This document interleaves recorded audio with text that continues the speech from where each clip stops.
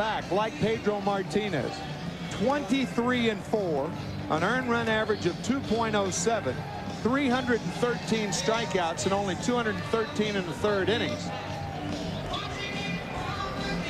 And his postseason, and following that game last Monday, 6 shutout, no-hit innings against Cleveland. And you see the scouting report on Pedro Martinez, an atom-charged movement on that fastball that he can work to both sides of the plate. Changes up and changes up on his changeup. In a very tight curveball, that gives him 3 outstanding pitches to attack this Yankees lineup. This will be an important factor and something that will be critical here in the opening innings against the likes of Pedro Martinez and Roger Clemens, the hitter's background behind the pitcher's mound. You may remember back in 1978, the 163rd game of the season, the Bucky Dent home run. That inning with Rick Burleson on at second base. Jerry Remy hit a ball flagged by Lou Piniella. Lou saying later that he never saw this ball. But by making that play, he kept Burleson at second base.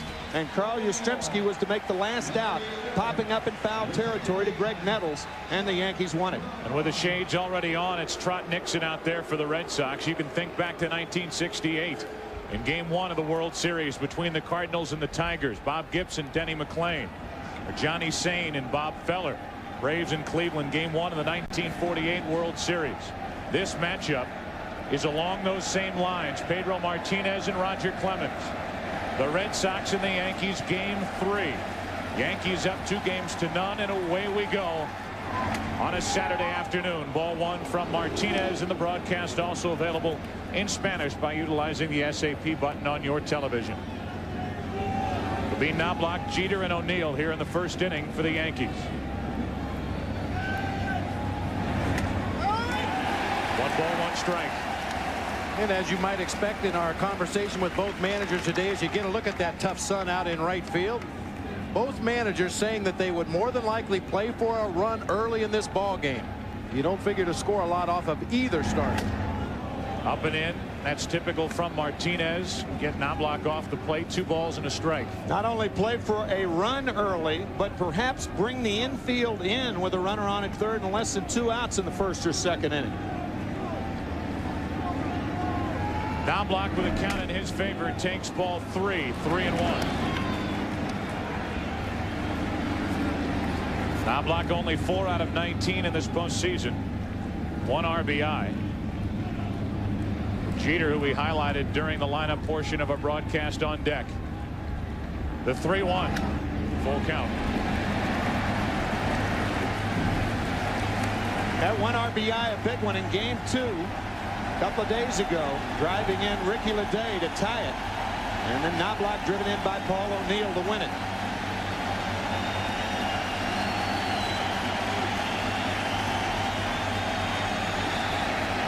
This crowd wants to see the first strikeout of the afternoon. Instead, Knobloch flies it to right with that bad sun field. Nixon glasses on, 1 away.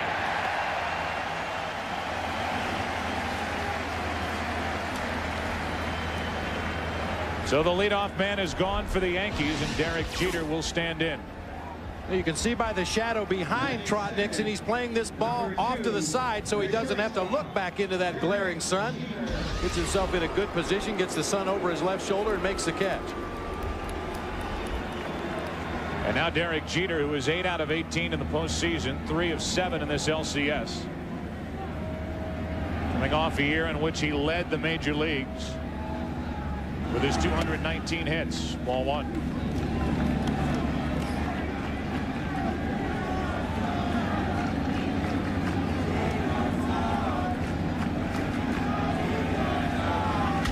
Hard hit and through the left side. Jeter is the first base runner of the afternoon. This matches the Yankees' number of hits the last time they faced Pedro Martinez. Chili Davis hit a home run in that game back on September 10th as Derek Jeter picks on the fastball up in the strike zone and hammers it to left field. That was a game in which Pedro Martinez, by the way, struck out 19 Yankees.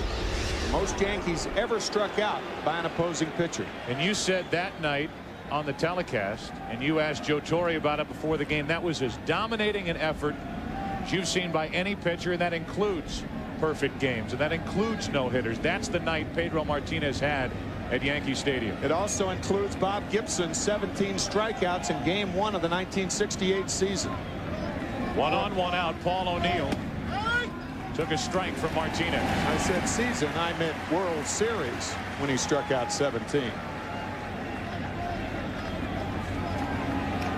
Pedro Martinez dealing with O'Neill.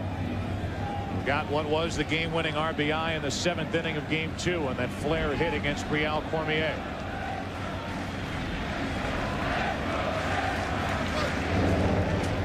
That's a one deterrent. Joe Kerrigan, the pitching coach of the Red Sox, telling us that Pedro Martinez does not have a good move to first base. But what he'll do, he'll make the runners wait. That's the most effective deterrent to the stolen base. Upset his rhythm. There's Joe.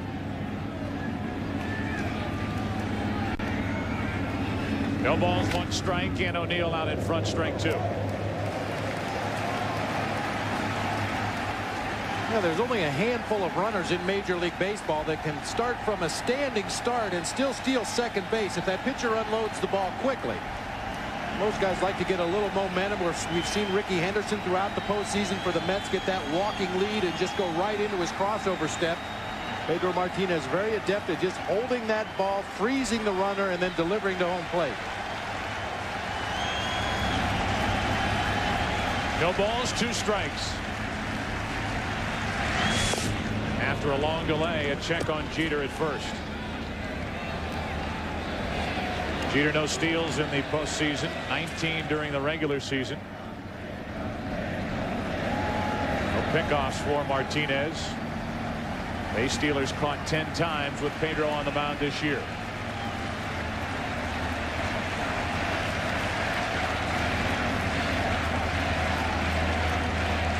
The 0-2. Not close. 1 ball, 2 strikes, and O'Neill with Bernie Williams on deck. Start to think back through this series and the way Joe Torre managed. He had to use Mariano Rivera for 2 innings in Game 1 to slow down a red-hot Red Sox team. Then in Game 2, the Yankees really wanted, needed, and got that game. As opposed to being 1-1 in this series, facing Pedro Martinez today. They're up 2-0. And O'Neill flies 1 to center. Darren Lewis, the easy play, 2 out.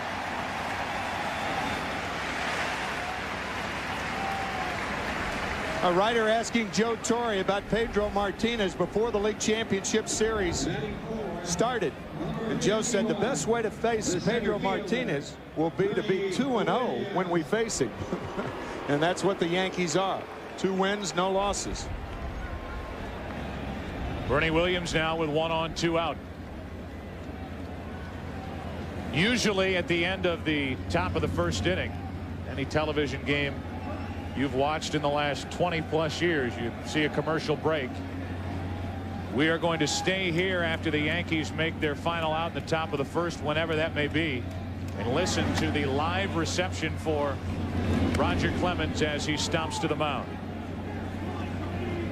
He's in the clubhouse right now, we understand, not sitting in the dugout. He will make his entrance for the bottom of the 1st. 1 ball, no strikes on Williams. 1 on, 2 out. 2-0.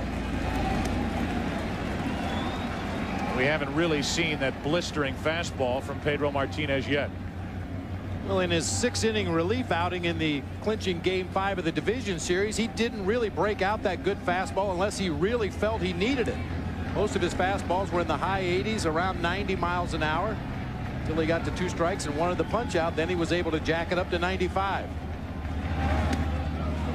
And a changeup is low, 3-0. We take you back to July 13th. Roger Clemens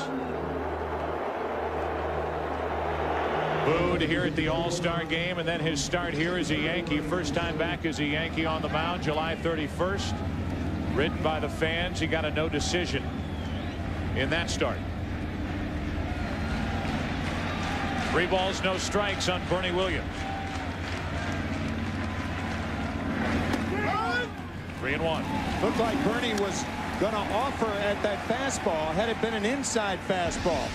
But it was about belt high on the outside part of the plate. You can see Varitek setting up inside, but the ball drifting outside. And Bernie elected to take it. It was a strike, but not one he was looking for. Bernie Williams, runner goes. That's Jeter, and he'll have to retreat on strike 2. On the cleanup hitter, Williams.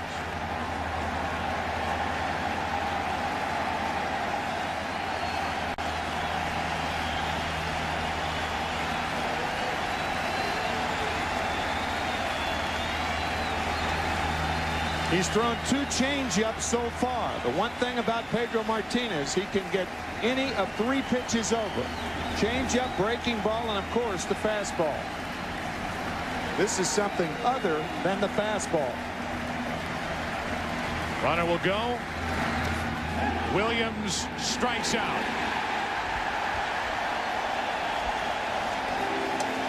And a scoreless first inning for Pedro Martinez and the Boston Red Sox, down 2-0. On the breaking ball, Williams goes down and too far. So that ends the top half of the first inning. 1 hit by Jeter. He is left on. And the Yankees fail to score in the first inning against Martinez. Here comes the Rocket.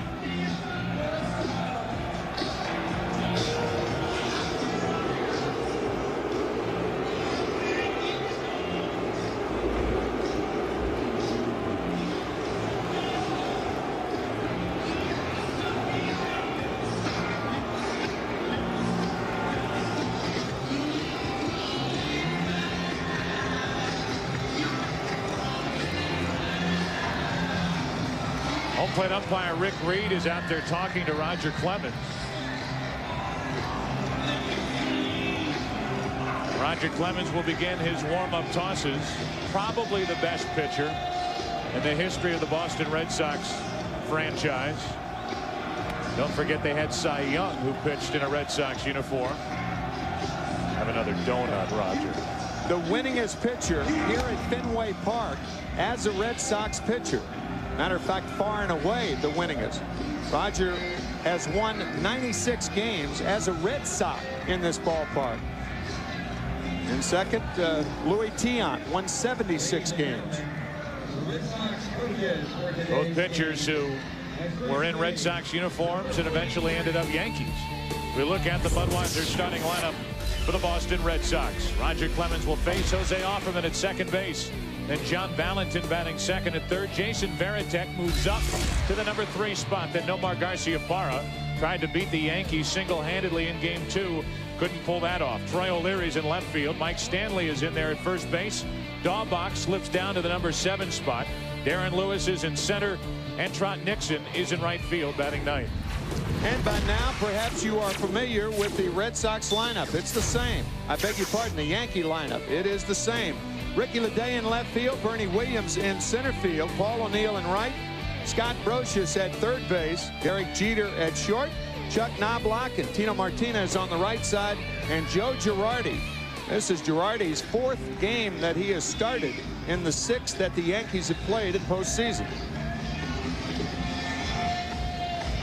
See the numbers on Roger Clemens this season.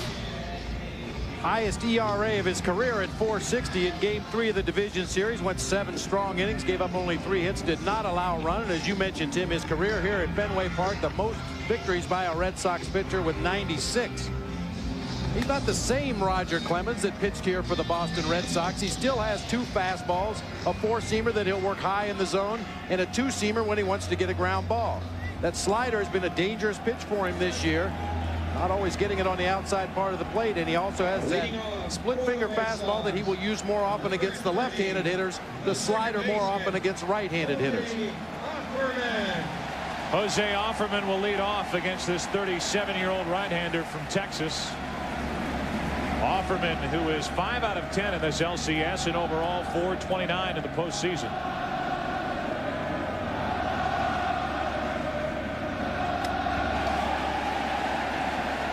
Ball 1.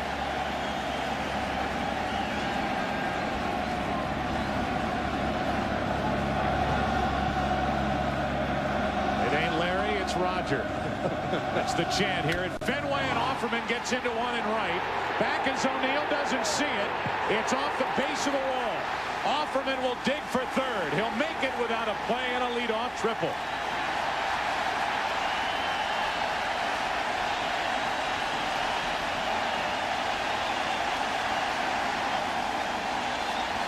Somewhere in the United States, Lou Pinella's watching and remembering 21 years ago when he made the play in right field. Paul O'Neill doesn't see the ball.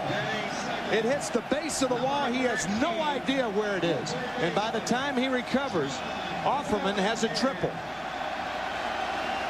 Offerman did not take the time to go into his home run trot, as we've seen so many times throughout the regular season by major league players. He hit that ball and was busting it out of the batter's box, ends up at third base easily. Guy who hit 11 triples during the regular season at third with nobody out. Valentin takes the ball. Well, the Red Sox had numerous opportunities in game 2. 1 out of 12 with runners in scoring position, but they stranded 13 runners in a 1-run loss. That's foul. 1 ball, 1 strike. That's another factor here at Fenway Park. You saw the way that foul ball down the third baseline ricocheted back into shallow left field. Something that the shortstops for both ball clubs are very aware of. And on balls hit down the line that go into foul territory past the bag, the shortstop has to hustle out there in the event of that carom back toward the infield.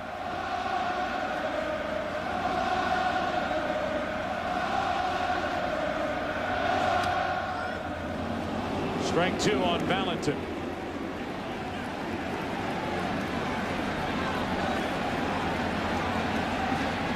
On deck is the new number 3 hitter, a guy who hit third down the stretch for Jimmy Williams, Jason Varitek. Runner at third with nobody out.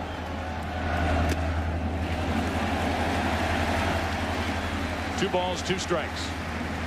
It's odd to see an outfielder with the sunglasses on and yet standing in the shade. Paul O'Neill is actually, he's not in the sun right now, but has to protect himself when he goes back for a ball. That's well hit into left field. At the Green Monster, over the Green Monster, and a 2-0 Red Sox first inning lead.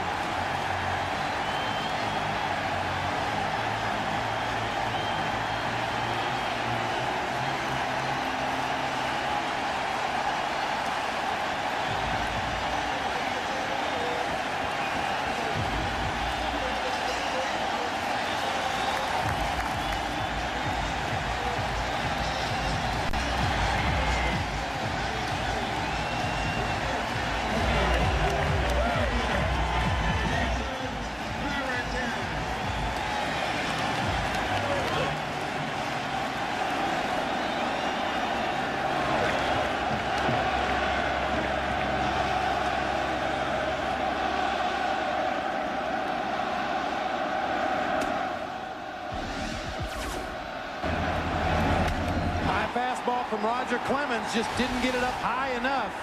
Left it right there in John Valentin's wheelhouse. He lifted it high in the air to left field over the monster. That misses the outside corner. 1 ball, 1 strike on Varitek over the 37-foot wall in left center field. As the former teammates hook up, it's Valentin who wins this battle with Clemens. And now the 1-1 pitch to Varitek. Now block. Little snow call. But the out nonetheless. 1 away, and that's the first out here in the bottom of the first inning. And that brings in Garciaparra.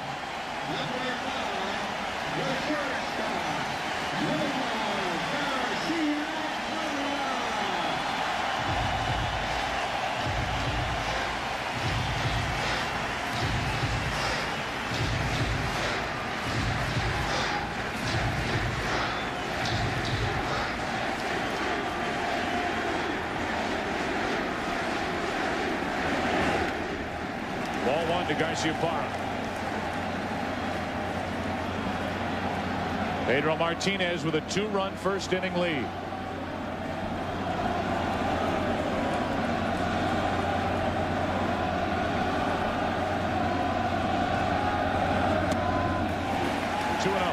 Clemens trying to keep the ball away from Nomar. Jimmy Williams, the manager of the Sox, has nicknamed Garciaparra the Viper because he is so quick on that inside pitch. Lightning fast. Up the middle. Flagged down by Knobloch. Wide throw and safe. Garciaparra will hold at first as Girardi backing up. Keeps him at first instead of Nomar scampering down to second. 26 errors on the year, and a throwing problem that has been in remission resurfaces. You can even see Knobloch going down sidearm to try to make this flip across to the first baseman. Tino Martinez pulls him way wide of the bag. Heads up play by Joe Girardi to be right there to back up that errant throw and hold Garciaparra at first base.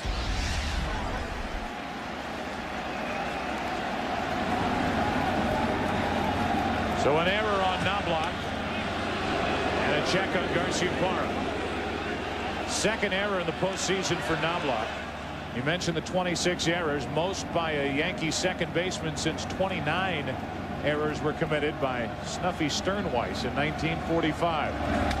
As O'Leary pops it up. Right center field, and Bernie Williams wants it. Fights it and has it. 2 away. We talked about Knobloch's throwing problems during the regular season. 26 errors, 15 of those were throwing errors. Some of them on the most routine of plays as he spiked that ball halfway to the target right there. Another errant throw here. Attempting to tag him out, throw him out, double play, and didn't get an out on the play.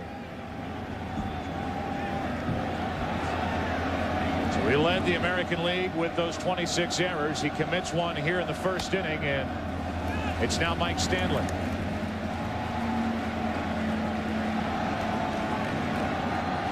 Stanley, really, who made his name with the Yankees, goes in the opposite direction as he works now for the Red Sox. 1 on, 2 out.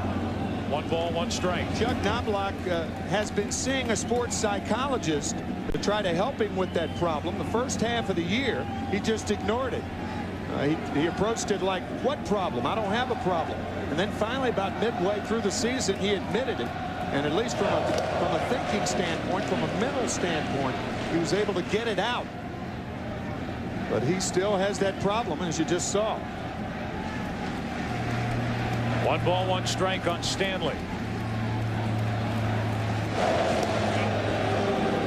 A lot of attention paid to Garciaparra, who stole 14 during the regular season, 1 so far this postseason. 1 ball, 1 strike on Stanley.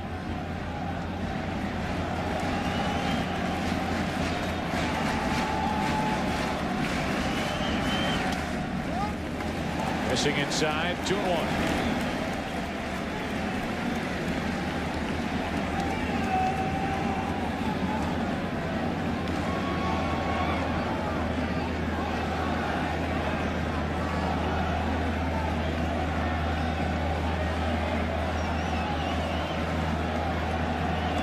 Clemens behind on the count, and now even further, 3 balls and a strike. In the 30 starts this year for Clemens, he allowed first inning runs 20 times. Joe Torre talking to us before the game about trying to channel all of those emotions that Clemens brings with him to the ballpark day after day, and if it's not channeled in the right direction, he can be all over the place. He's allowed a triple, a home run, an error keeps the inning alive, and now the 3-1. Full count, and Garciaparra will take off.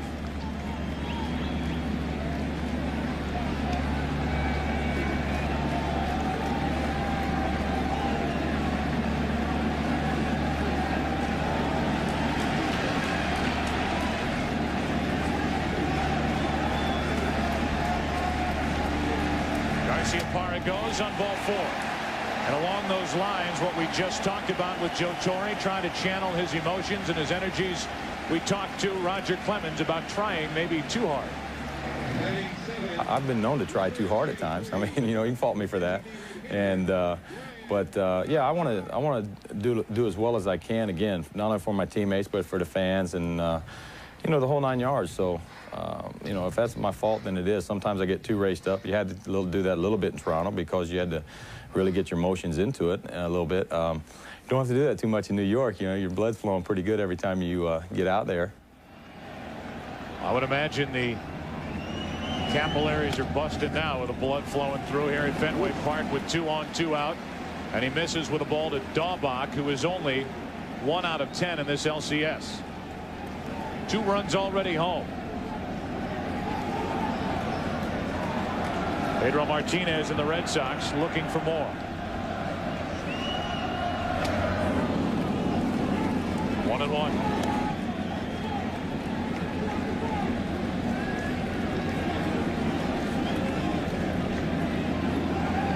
22 pitches already here in the first inning for Roger Clemens.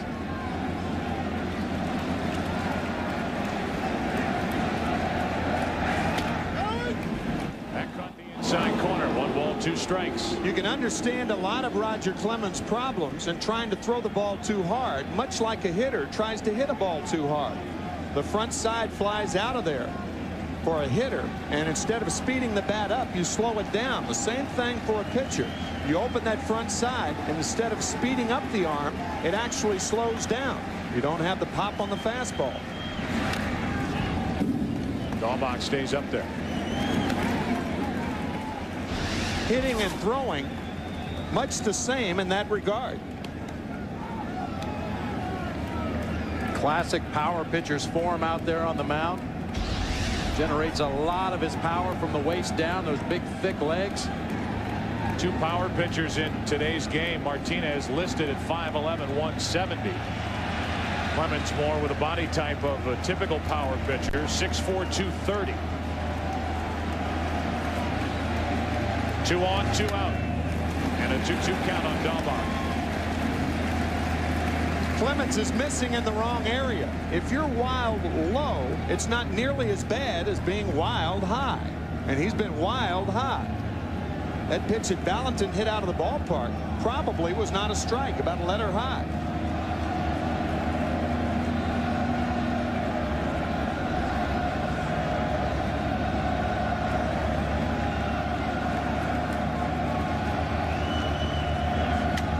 Got him over the outside corner, and the first inning is over in this pitcher's duel. We come in talking about Clemens and Martinez. It's John Valentin who connects. Back to work, Pedro Martinez. Second inning, 2-0 Boston. Much worse. Very pleasant afternoon for these fans who pack into Fenway Park. And Tino Martinez first up. Chili Davis, the DH, and Ricky Leday to follow. Pedro Martinez, who gave up a 1-out hit to Jeter in the first inning, got around it. The Red Sox lead 2-0. Popping fastball misses up for ball 1.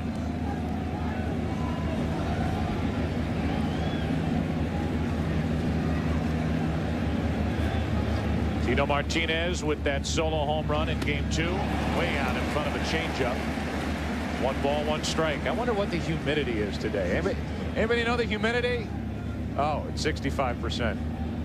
Temperature 66 degrees. The wind is blowing toward the monster. 1 ball, 1 strike, and who says you can't throw back-to-back changeup? Strike 2. He might throw another one. Such great arm action on this changeup.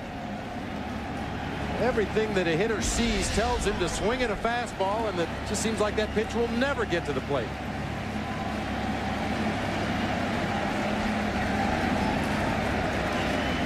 Shading their eyes from the sun. Another changeup. That's 3 changeups in a row, so you were right. The count 2 balls, 2 strikes on Martinez. You can see 3 changeups in a row at 3 different speeds. He says depending on the bat speed of the hitter determines how he's going to throw his changeup and at what speed. He's actually changed the grip on that changeup as he's matured. And yet another 4 in a row. Tino Martinez is gone. Back-to-back strikeouts. And here's Pedro Martinez showing us the grip and talking about the changeup. The full wrap hand, which was the one I first learned, is like this. Was the first one I learned. But I don't throw that one anymore. I throw a circle changeup. And then from there, I went all the way up to cross-seam because I feel more comfortable and I feel like I can control it a little bit better. Got it? Doesn't make it any easier to hit knowing how he throws it. How many pitchers, major league pitchers, are at home trying to copy that down? And how many do you think can do it? 3 different grips on the changeup, and he feels most comfortable with the last one he showed us. Breaking ball there is down and into Chili Davis, ball 1. We already mentioned it, but Chili Davis was the one who got the only hit for the Yankees. That tremendous start on September 10th, the Friday night at Yankee Stadium, when Pedro shut down the Yankee offense and set up what turned into a 3-game sweep. This is the nasty overhand curveball, and a ball dives down and into a left-handed hitter.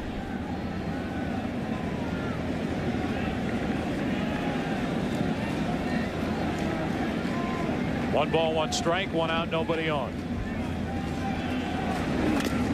What kind of a night was it for Pedro Martinez? Joe Torre told us when he was on the bench watching that September 10th game. He saw his hitters go up, turn around, come back. Most important thing, he said nobody complained.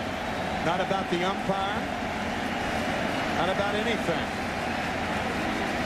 He was in charge. He's ahead on the count here to Chili Davis. 1 ball, 2 strikes. 2-2. Joe, you talked about that last changeup that Pedro showed us. The ring finger and the middle finger on the right hand. That's the one where he had him over the seams. What he does is he uses those seams for leverage, and you can understand why that changeup, or that particular changeup, is the one that he throws when he needs a strike. 1 will he give Chili Davis on a 2-2 count.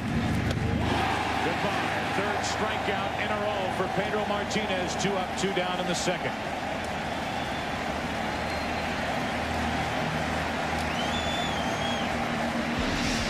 Change-ups to Martinez, curveballs to Chili Davis. Talk about getting a read on a pitcher. You just can't do it. That curveball breaks so sharply and so late. Seems like it's rolling up to the plate like it's going to be a hanging breaking ball, and as it gets just out in front of home plate, it starts that downward movement. Vicious breaking ball. It's a good thing the plate's not 58 feet away for Pedro Martinez. He uses all 60 feet 6 inches.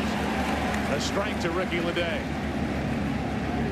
2 out with the bases empty, and 5. Make it 4 in a row. Tries to make it 5 consecutive. It is retired as he misses inside. 1 ball, 1 strike.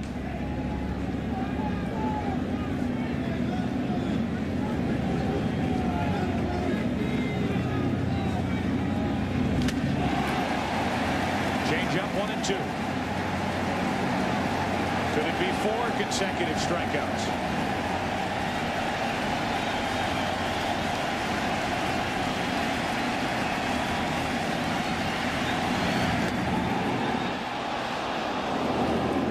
That was probably the worst pitch he's thrown so far. That was a breaking ball. It didn't go down. It just kind of laid on the outside part of the plate to Ricky Leday. Fortunately for Martinez, it was outside. 4 strikeouts in a row. With big brother Ramon clapping over in the Red Sox dugout, Pedro Martinez strikes out the side. Martinez, Davis, Leday. 2-0 Boston in an inning and a half.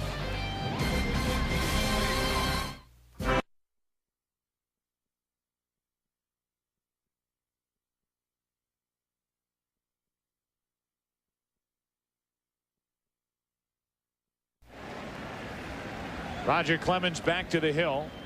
He gave up 2 runs in the 1st inning. A 2-run home run hit by John Valentin. Let's go down to Steve Lyons. Steve. Well, Joe, I talked to Brett Saberhagen, the Game 4 starter for the Red Sox, and he says he doesn't think that Pedro has his great fastball today. That's why you're going to see him spot the fastball, throw a lot more breaking balls, and a lot more changeups today. All right, Steve, and I would say the pitches in the first 2 innings corroborate that story. Absolutely. And that's not to say that Pedro will not find his good fastball as this game goes on and he starts to loosen up. He said in that 6 innings relief appearance against the Cleveland Indians, his fastball came about as his back loosened up. in about the third inning of work, which was the 6th inning as he entered the game, and inning number 4. Darren Lewis is quickly in the hole 0-2 with Trot Nixon. And Offerman, who started it well for the Red Sox with a leadoff triple in the first inning to follow. With Darren Lewis at the plate, if you are fortunate enough to get seats behind the first base dugout, pay attention, because Darren Lewis has a tough time getting around on pitches, and if you're in the dugout or above the dugout, pay attention when number 20 is at the plate for the Red Sox. 1 ball, 2 strikes. Now, Lewis has always been an opposite field hitter, even going back to his days with the San Francisco Giants. And Paul O'Neill, the right fielder, is drawn in from his right field position, a little shallower, trying to take away some of those little humpback floaters out into shallow right field. 2-2.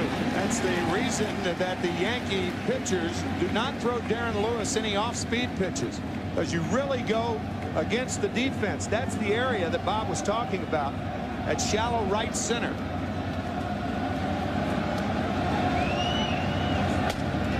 From 0-2 to 3-2 on the leadoff hitter, Darren Lewis. El Duque and Jorge Posada, who hooked up in game 1 for the Yankees, sit next to each other. Watch Clemens, who peers over that glove. And Lewis grounds to Jeter. 1-1. Leadoff man gone for the Red Sox here in the 2nd. And Trot Nixon, the number 9 hitter, will walk to the plate. Batting 9, number 7. Only 4 out of 21 in this postseason. 1 for 7 in this ALCS. Started out the year 2 for 33, but Jimmy Williams stuck with him. Gave him more opportunities. He made the most of them and hit 15 home runs. His first full season in the big leagues. The opposite way in trouble if it's fair. It is, and all the way down into the corner. Nixon will dig for second and make it easily with a 1-out double.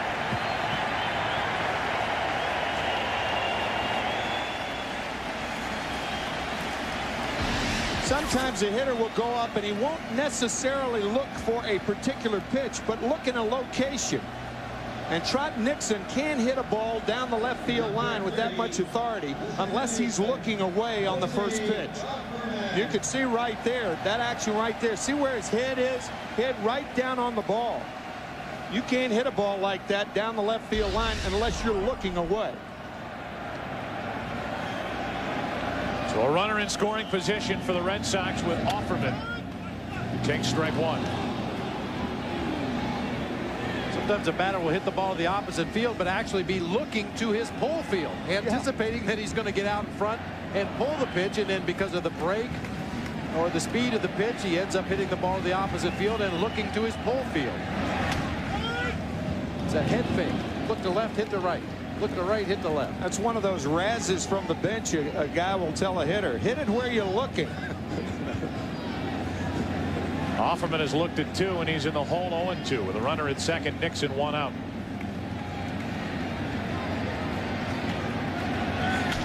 The opposite way and a base hit.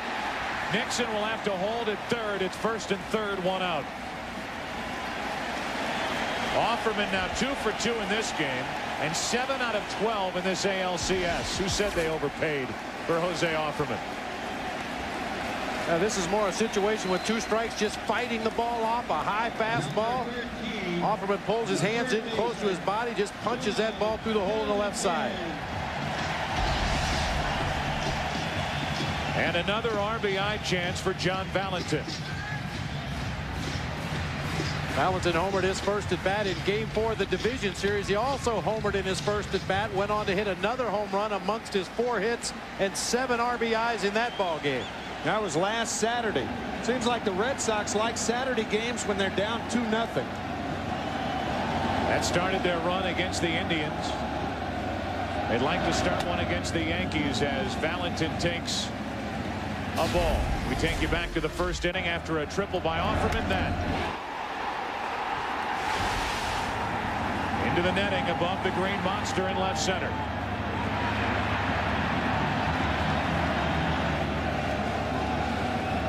Red Sox still lead 2-0, and that squirts away from Girardi. Neither runner can advance, and it's 2-0 on Valentin.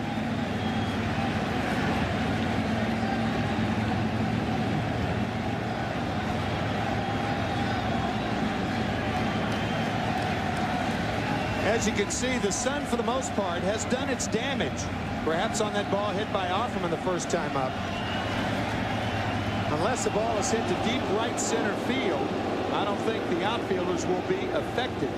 And the hitters, for the most part, are seeing the balls pretty well right now, as Valentin will attest. So will Clemens. The 2-0 pitch came up and clipped him after he tapped it foul. 2-1. Joe Torre talking to us about this very situation with a runner at third, less than 2 out.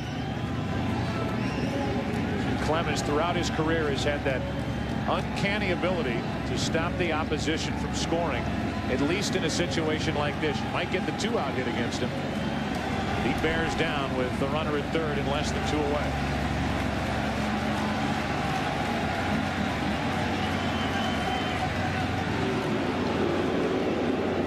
This crowd continues to stay on Roger Clemens, who won only 1 postseason game in 9 starts while with the Red Sox.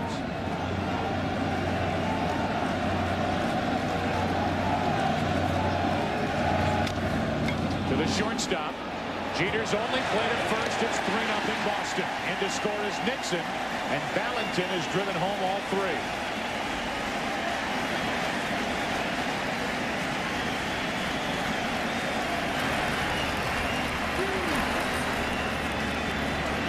That term productive out is in vogue in baseball, and that was a very productive out. Not only plating a runner, but moving a runner into scoring position. With those middle infielders playing back for the double play, just a little chopper anywhere in the middle of the field is going to get a run home. That double box, you could see the runner at third, Nixon, in the lower right. It was just hit so slowly, no chance for a double play. The easy RBI ground out. As Tim mentioned, now it's Offerman at second with 2 away. And Varitek another chance. Takes a ball.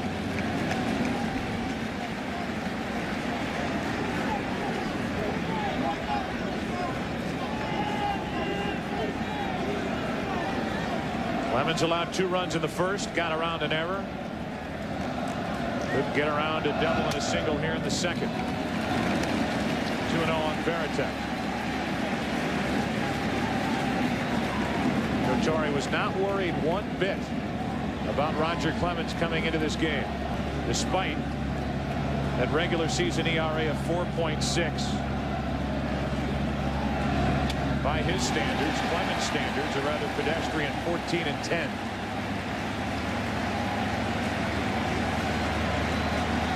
When Clemens faced the Red Sox, you see Garciaparra on deck. He faced him on July 31st. Varitek went 2 for 2, a single and a double. 3 balls, no strikes. 3-1.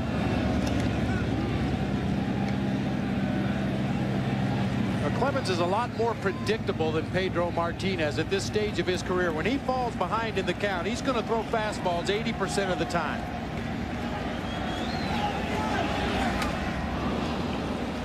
From 3-0 to 3-2, 95 miles per hour from Clemens. We have yet to see Martinez hit anywhere close to that on the radar gun. Fastball on the 3-1 count, particularly with Garciaparra on deck.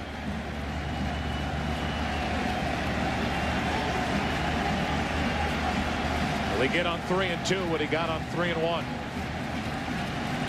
Usually the way it works, and a grounder foul outside first.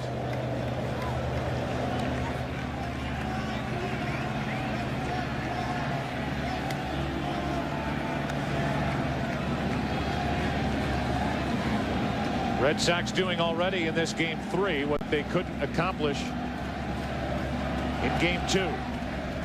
Struggling with runners in scoring position, and Jimmy Williams' crew left 13 on. They did leave 2 on in the first. It scored 2 on the home run and now have a run on 2 hits here in the second.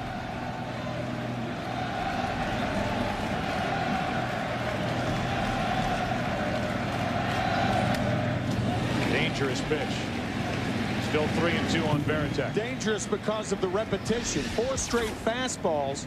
Varitek has had a good look at all of them, and he is zeroing in on that 4th fastball and just misses it. Got time to change it up if you're Clemens? I think so. If Clemens had more confidence in one of his off-speed pitches, you would probably see it right here. But once again, Nomar Garciaparra waiting in the on-deck circle. Another high fastball, still 3-2. 5 in a row.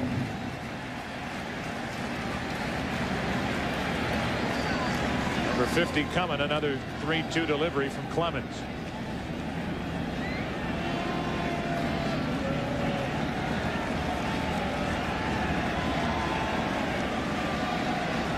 You can almost feel the doubt between the pitches. When he's not successful, things slow down dramatically for Roger Clemens. 3-2. Now it's up to Garciaparra. Second walk issued by Clemens, and he's up to 50 pitches. And here comes Mel Stottlemyre, his pitching coach.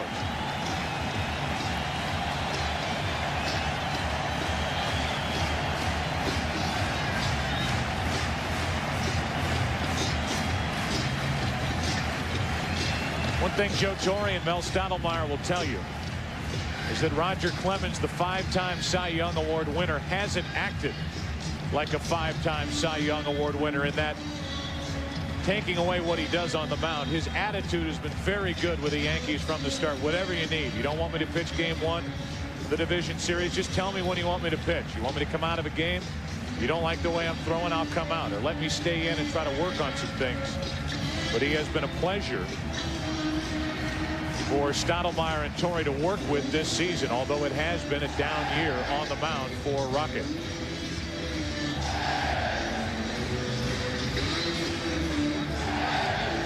Clemens didn't shy away from this game 3 start against Pedro Martinez, and neither did Joe Torre. Well, Clemens cannot afford to fall behind Nomar Garciaparra the way he did to Jason Varitek, because he will not be able to stand out there and throw fastballs by Garciaparra. That's not close. Ball 1 saved by Girardi. Offerman the runner at second, and over at first is Varitek. They might get action started already in their bullpen. Might be Hideki Arabu. He would be the first guy up early in the ball game.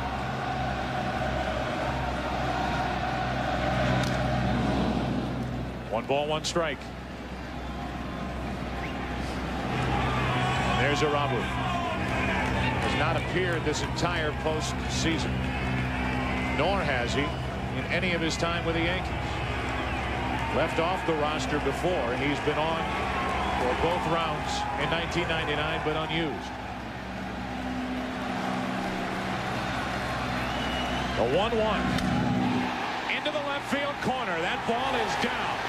Here comes Offerman to score. Over to third is Varitek. They'll hold him there. RBI double, 4-0 Boston.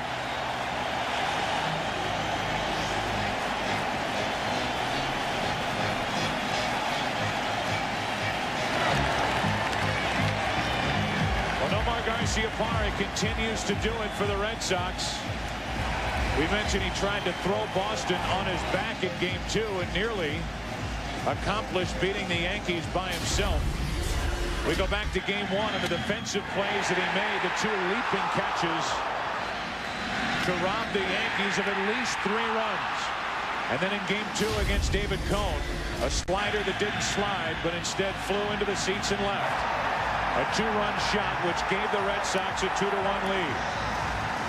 A lead that they would lose in the 7th inning. And while we were watching the Garciaparra highlights, Joe Girardi went out to talk to Roger Clemens and stall for some time. Arabu is taking forever to get loose down in that Yankees bullpen. Now O'Leary, second and third, 2 out, and a strike from Clemens, who may not last long in this return to Fenway. The reason that Arabu is taking so long, keep in mind he's a starting pitcher, and starting pitchers move to the bullpen. Postseason play take longer than relievers to loosen up. And he has always moved at his own pace. 1 ball, 1 strike on O'Leary. Watching him beginning to throw his warm-up pitches twice, bullpen coach Tony Cloninger gave him the signal to hurry up. Let's go, let's go.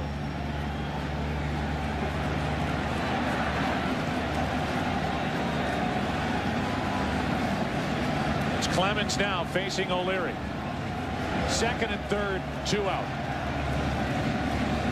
A 4-0 Boston lead. O'Leary just scooted up in the batter's box just as that pitch was being brought to the plate. I think it was happy feet. I think he was trying to get up in the box, and the count now 1-2. Moved up a half a step closer to the plate. Now, those are the kind of things in the past that Roger Clemens would notice and send a message on the next pitch. Be dancing around that batter's box when I'm on the mound. The 1-2. O'Leary back toward us. Joe Torre did not tell us this before the game, but you've got to think that at all possible, if he takes Roger Clemens out of the game, he does not want to take him out during an inning. Not in this ballpark. Not under these circumstances.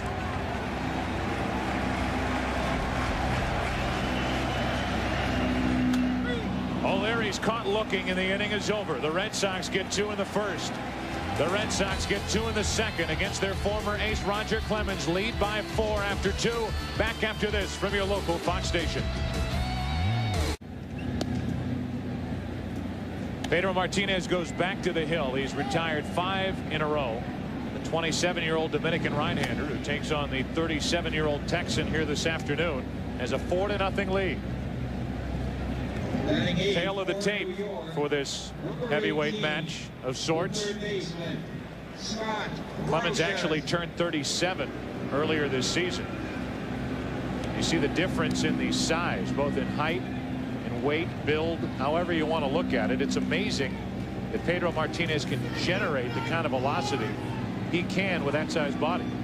It's all about arm speed. Jimmy Williams told us before the ball game today he's able to generate tremendous arm speed, which makes that changeup all the more effective. Pop-up will get out of play off to the right. Off the bat of Brocious, strike 1. One other thing about Martinez, even though he's only 5'10", it says in the media guide 5'11", I think he's more like 5'9", and I think he weighs closer to 165 than 170. But he has unusually long fingers, and that in a lot of ways is an equalizer. Seeing that talking head we had the last inning, how long those fingers are. Sandy Koufax, a guy who had long fingers, could wrap the curveball. Doc Gooden, a young Doc Gooden, the long fingers to wrap the curveball. Well, Martinez not only wraps the curve, but can hold that changeup in a very deceptive way for the hitter.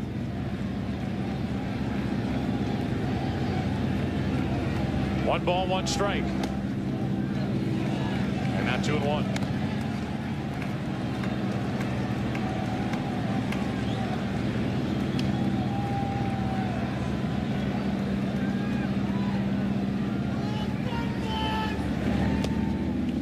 Balls and a strike. Another thing that Martinez will do, if his catcher Veritek calls for a fastball, they have an agreement that he can change on his own too. And a pop-up left side should be handled. O'Leary calls up Garcia Parra, dances underneath it. That's 6 in a row retired. Talk about changing a grip mid-motion. Here's Pedro Martinez describing what he can do. I went to across him because from there to here it's easy to go. So I don't need to pretty much change the ball in my glove. Right in the middle of my delivery, that's just, at the time I'm going up, I could just switch and I'm right there. And so you change on your own? Okay. On my own. There's a strike into Joe Girardi.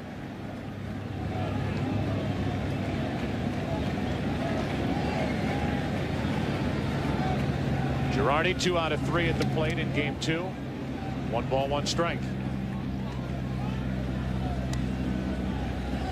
From the changeup to the fastball. You can notice how long those fingers are. Most pitchers have to put it in the glove to adjust it, but he can leave it in his bare hand and adjust it with those long fingers. It's the outside corner, strike 2. Wow. Airborne. That's Pedro's right hand. Girardi is gone, and that's 5 strikeouts for Martinez. 2 up, 2 down here in the Yankee third inning. The second baseman. So it came on a breaking ball off the outside corner to Joe Girardi. It may seem like a simple thing. Pedro was talking about the ability to change that grip from fastball to change up back and forth as he deems necessary. But some pitchers, as you mentioned, Tim, they have to fan their glove open to get that circle change up grip. It's something that's very easy for a hitter to detect, or the coaches from the benches to detect, but you can't do that against Pedro.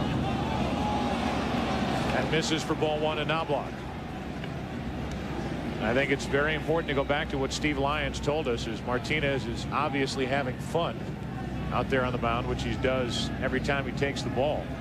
Pedro Martinez is working here in the first 3 innings without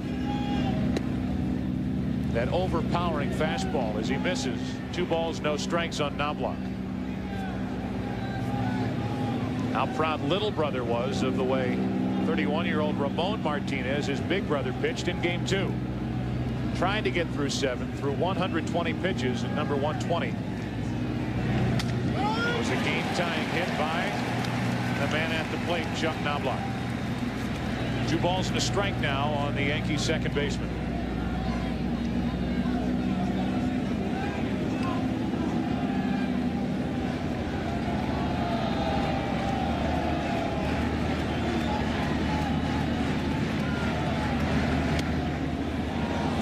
With Jeter next. When a guy throws a 2-1 changeup to the leadoff hitter when he's up by 4 runs, that gives you an idea he's going to throw that changeup anytime he wants to. He is so unpredictable.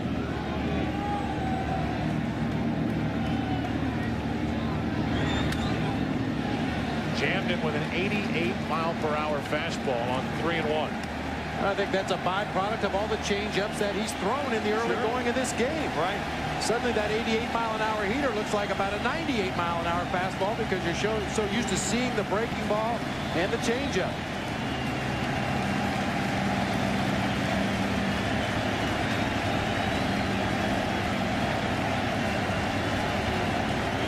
Crowd will take either out number 3 or better yet strikeout number 6. Instead, it's walk number 1. A 2-out walk at that to keep this inning alive for one of the best hitters in the game, Derek Jeter. More originality. We talked about it at Yankee Stadium, and now we'll talk about it here at Fenway. Number 2, the shortstop. Here's Derek Jeter, who singled his first time. He's up to 474. The postseason, 9 out of 19.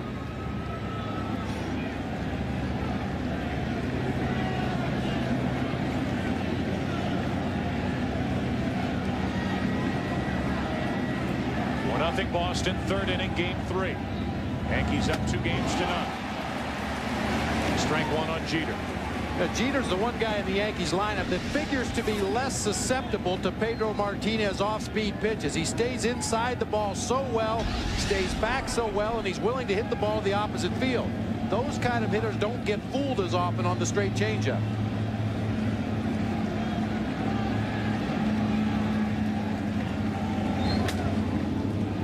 A good fastball, 92, but it misses. 1 ball, 1 strike. Pedro Martinez, who earlier this year broke Roger Clemens' single season Red Sox strikeout record, which was 292. Pedro Martinez in the end struck out 313. Slow roller is foul, and now Jeter's in the hole, 1-2. Changeup, fastball, changeup. The hitter feels like he's a pendulum at times. He goes forward with the changeup. Watch Jeter commit himself forward. When you do that, you take your hands with you. You have no power left. You only swing with your arms, not your body.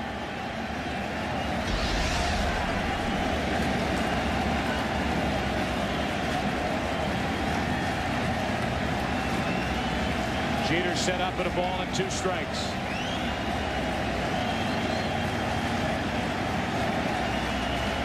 The Yankees best at the plate against the Red Sox best on the mound. Inning over. And a discussion between Jeter and Rick Reed, the home plate umpire. That's strikeout number number 6. Martinez caught him looking. 2.5 innings completed, game 3. So far, it's Pedro on top of Clemens. Red Sox on top of the Yankees, 4-zip. Beautiful afternoon here in New England. Mike Stanley, Brian Daubach, and Darren Lewis will step in for the Red Sox here in the 3rd inning, taking on Roger Clemens with a 4-0 lead. At times, Roger Clemens has that football mentality. I'm sure at least part of him pictures himself as a Texas Longhorn, like he's playing for Mac Brown. And he's pitching with a mouth guard in today's game as Stanley bounces one off the wall. Played well by Leday, and it's just a loud, long single for Mike Stanley. So mouth guard and all, Roger Clemens does not have very good stuff here this afternoon at Fenway.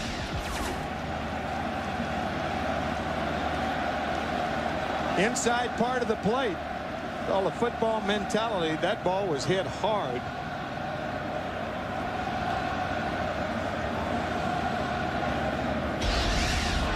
Number 23. And Arabu gets loose again.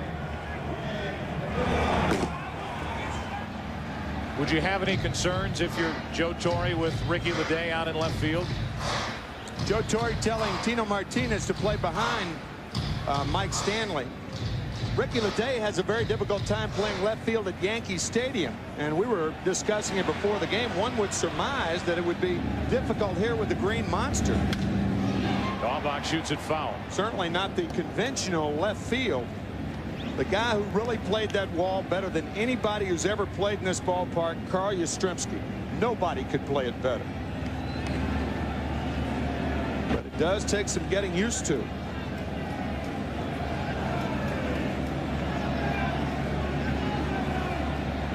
Valentin already shot one over that 37-foot high wall and left. First they had Martinez, and you talked about it, go behind the runner. Stanley then, just before that first pitch, he came running in and is holding against Stanley, and we might get a pitching change, and this crowd will go crazy. Yeah, and you know Joe Torre does not want to do this. Clemens is probably gone. This has got to be tough. I mean, obviously you're thinking of the team and not Roger Clemens. This has got to be tough for Torre.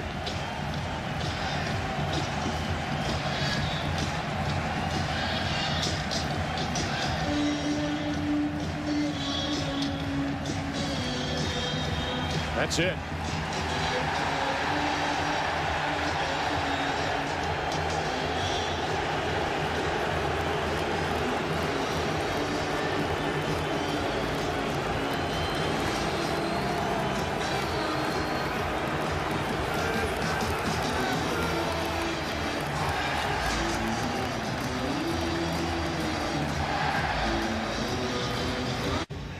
Well, what was billed as a heavyweight fight, a matchup between Roger Clemens and Pedro Martinez, has been lopsided. It's over. They threw in the towel. The fight is over, head-to-head. Now the teams battle the rest of the way. Martinez remains, and now Hideki Arabu is on the mound for the Yankees. Yeah, there's no bullpen in boxing. No. Bring in the left-handed jabber. Well, it's the right-handed jabber, Hideki Arabu, who takes over here in the 3rd inning for Clemens. When his return to Fenway, leaves after throwing 61 pitches. Clemens in 2+ innings has allowed 4 runs on 6 hits. 1 home run to Valentin in the 1st inning, 2 walks, 2 strikeouts. Still responsible for Stanley over at first, and Daubach deals with Arabu.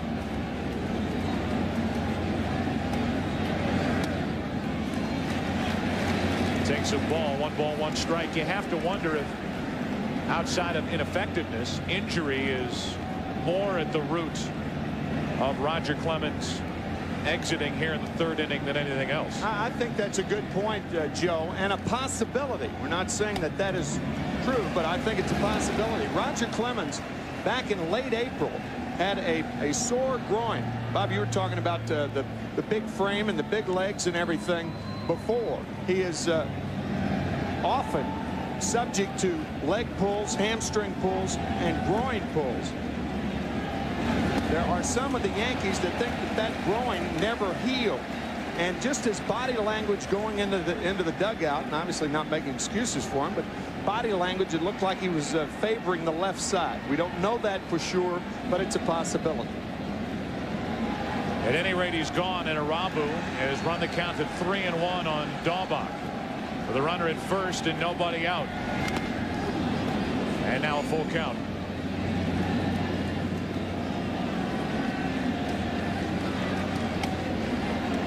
Gene Monahan, who followed Clemens back into the clubhouse after he exited, is back in the dugout watching as Arabu, who works for the first time since October 3rd, pitches here on October 16th. Expect him not to be very sharp here at the start. The 3-2 is hit high and deep into right. Well hit into the corner. This ball is gone. A home run, Daubach. And it's 6-0 Boston.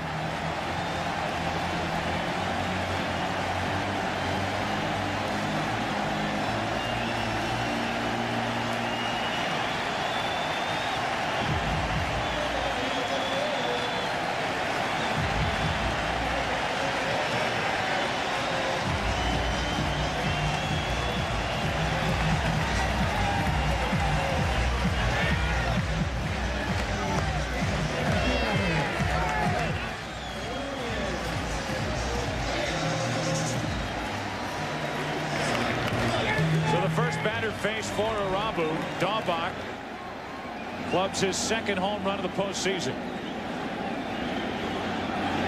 And it's 6-0 Red Sox as Darren Lewis takes a strike.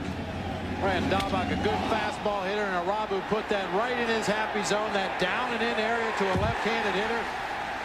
And that short porch directly down the line here at Fenway Park. Daubach took full advantage of it.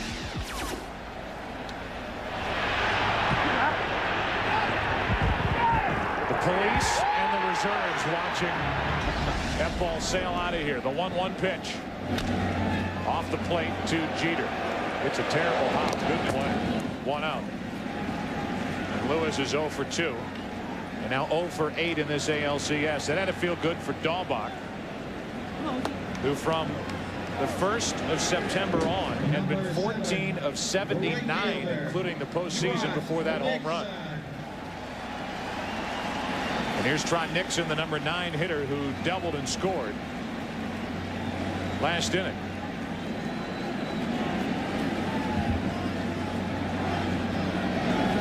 That's hard hit and fair past first. Played by O'Neill, and Nixon will turn it into a double. And he's there with only 1 out. Bob, I think you talked about it. The Red Sox and their fans wondering if a return trip to Fenway Park down 0-2 would be in the ALCS like it was in the division series when the hitters came alive and the Cleveland Indians were eventually gone. Hey, you just get the feeling that this Red Sox offense feels much more comfortable hitting here in Fenway Park. The left-handed hitters will turn on balls inside. They'll shoot balls the opposite field off of that green monster. They just seem to have a better game plan when they go to the plate in this ballpark. Look at Trot Nixon and Jose Offerman. Nixon has doubled to left. He's doubled to right. Offerman has tripled to right. He's singled to left. And here is Offerman with a runner at second and only 1 out. And a breaking ball's in for a strike. So much will be said after this game. And it really doesn't matter what the score is. Talking about the hype, both print media hype, broadcast media hype, for the matchup between Clemens and Martinez, as Offerman grounds it. Nice play by Martinez. Feeds Arabu, who got to the bag in time. 2 gone. Offerman retired for the first time this afternoon, and over at third is Nixon with 2 out. Fine play by Tino Martinez. Watch how he has to turn to his right. It's an easier play when you catch the ball and turn to your left. But Tino has to turn to his right. And a nice throw to Arabu, who finds ball, then bag. And then immediately has to spin around to find the base runner to make sure Daubach wasn't trying to take advantage and sneak around third base and get in the back door. Ball, bag, base runner. And now Valentin with a runner at third, 2 out. John has driven in 3 runs this afternoon with a 2-run home run in the first and RBI ground out in the second. Strike is in from Irabu. That's the one thing that you'll see when Irabu is pitching successfully. Of course, a rough outing so far this afternoon. But he'll float that curveball over for strike one and then go to his harder stuff. Very good control on that slop drop. Valentin hits it well into deep left center field. Back is Williams and nearly up against the wall there to pull it in. Another shot off the bat of Valentin, and Williams there to run it down. 2 more runs in the 3rd inning. 2 in each frame. And after 3 innings here in game 3, Red Sox down 2 games to none, leading this one 6-0. Would imagine a good day to fly a blimp in New England or anywhere. It's a perfect day weather-wise here in October. 4th inning now, and Pedro Martinez has a 6-run bulge with which to work, and a strike over the outside corner. I hope that blimp's based in Australia instead of having to take a trip over in a blimp. No thanks. No. Long trip. It's tough to check a blimp. You be checking any bags? There's a strike. 0-2. Yes. The bag's been with you at all times. No one else. Yes, I packed this blimp myself. Nobody's giving you any gifts. No, it's a blimp. 0-2 the count on O'Neill, with Williams and Martinez to follow.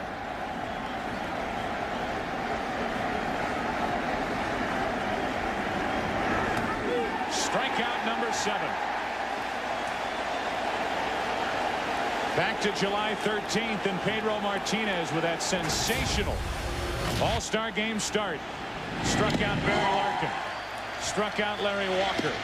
Struck out Sammy Sosa to end the 1st inning. He got Mark McGwire. And then Jeff Bagwell at the front end of a strike him out, throw him out double play. So 5 strikeouts in the 6 outs he recorded. That was the good news. Then he made 1 start, was terrible against Florida after the All-Star game, and went on the 15-day disabled list. For a guy, Pedro Martinez, who had 15 wins at the break, all dreams of a 30-win season were finished when he went on the DL. And Bernie Williams and the Yankees are wondering how big this plate's going to get. They keep looking back at Rick Reed like, come on. That thing's growing here in the 4th inning. What does that tell you about what they think of Martinez, with Williams trying to bunt his way on? Strike 2.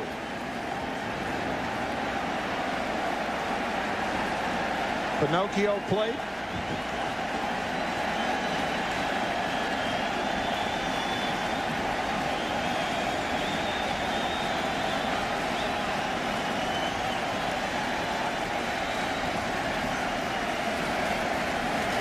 Looking for strikeout number 8. Instead of 2-hopper to first. Easy for Stanley. A race to the bag. 2 gone. Tino Martinez will stand in. He struck out his first time, and let's figure out how Martinez did it. Well, we talked about how hitters are sometimes put in that pendulum. Think of how the pendulum goes forwards and backwards. The fastball and now the changeup. Watch Martinez coming forward. Now coming forward to take. And finishing him off as he goes forward on the changeup. 4 straight changeups to Martinez's last at bat.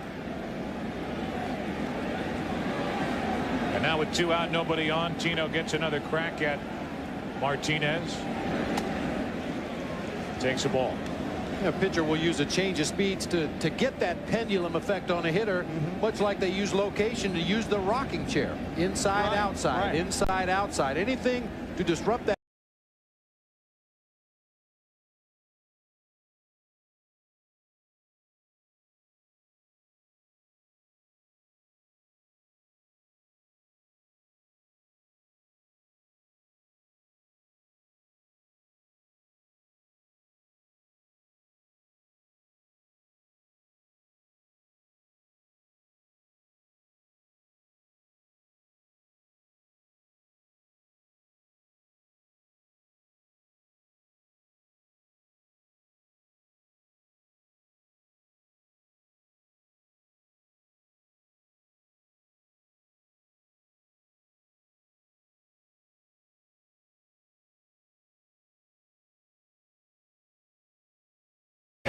Sox rotation as Tino Martinez gets a base hit to left. Really, Duquette has made a couple of big decisions, and they've drawn heavy fire. He made the decision to let Roger Clemens walk away. Thought he might be finished. Clemens goes to Toronto, has back-to-back Cy Young Award seasons. This year, more of, I'm sure, what Dan Duquette had in mind after '96. With the performance by Clemens where he ended up 14-10 with an ERA over 4.5 after a lackluster year in '96. He also let Mo Vaughn walk away. The decision has been made to build this team offensively around Garciaparra. Two decisions that are working out well as the Red Sox are in the postseason. For the first time in back-to-back years since 1915-1916. Dan Duquette, yeah, I'd wave too if I was from Dalton, Mass. And I was putting this Red Sox team together and watching Pedro Martinez, a young right-hander who I traded for, pitch the way he's pitching this afternoon. 1 on, 2 out, and Chili Davis hops out of there.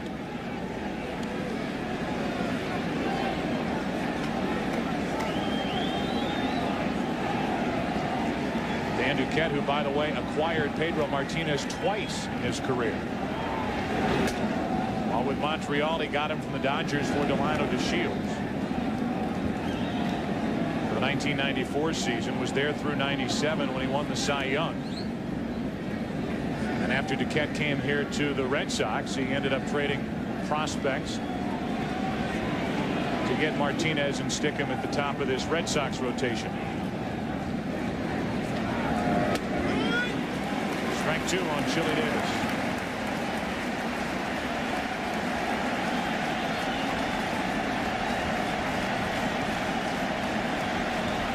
Once again, the dilemma for the hitter. Do you stay back for the changeup or go forward for the fastball?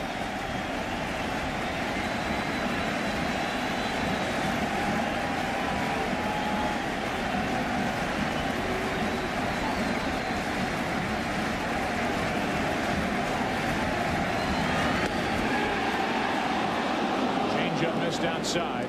2 balls, 2 strikes. The amazing thing about Martinez changeup is very rarely will he make a mistake in the strike zone with it. Trying to hit the outside corner, he missed in his favor further away. The hitter can't take advantage of that. If you float that changeup up there in the middle of the plate in a 2-strike count, perhaps Chili Davis gets a beat on it, gets a good swing at that pitch. To first and foul. Go back to the time Pedro Martinez was in a Dodger uniform. Signed by Los Angeles June 18th, 1988. Came to the big leagues with the Dodgers and was primarily a relief pitcher. Everybody said when he was there, that body will not hold up over the long haul as a starter. Well, it has. He is now the game's best. About the only change, the Jerry curls are gone. Tighter trim job as he pitches for the Red Sox. Good fastball still there. It is past Chili Davis. 92 miles per hour blown right by him. And that's 8 strikeouts for Pedro Martinez. Their ace is doing it. The Yankees right-hander Clemens is gone, and it's all Boston so far, up 6-0. Ramon Martinez in the jacket congratulating brother Pedro as he just pitched another scoreless inning. We're into the bottom of the 4th inning, and now a new catcher in the game for the Yankees working with Arabu. As the Red Sox catcher Veritek is out in front, strike 1. Jorge Posada is now behind the plate. So that'll do it for Girardi, who will leave this game 0 for 1.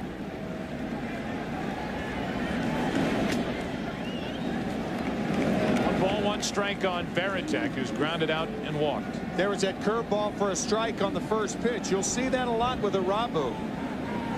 He'll do it about 50% of the time. Another breaking ball. It's not a hard pitch to hit,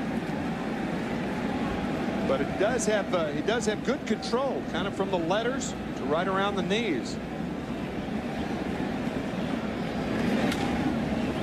And a pop-up left side. Looks like it'll stay in play for Brocious. Leadoff man is gone.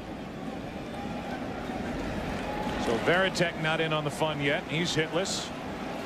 Garciaparra is not. An RBI double his last time up, and here he is. Number 5, the shortstop, Garciaparra.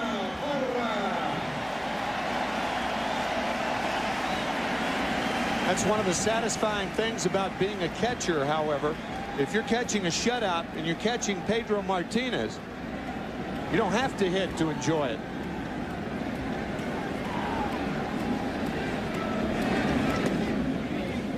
The ball is low to Garciaparra. That big slow curveball on pitch 1 once again, this time just outside off the strike zone. You're surprised to see the Red Sox hitters go up there and look for that pitch. Sure, I'm surprised more American League hitters didn't do that. He fell into a pattern of that late in the season. Fastball up and in, 2-0.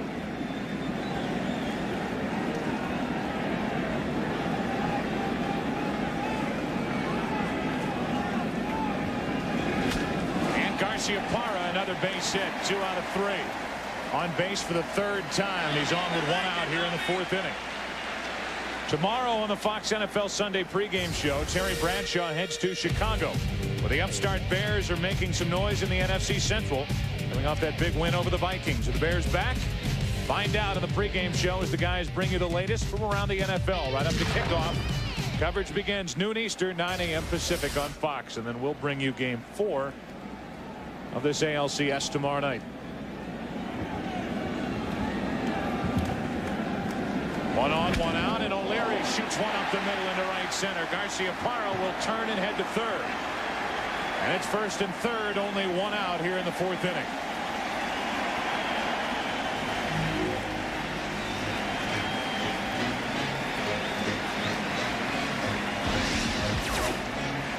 O'Leary just shoots this ball right by Chuck Knobloch.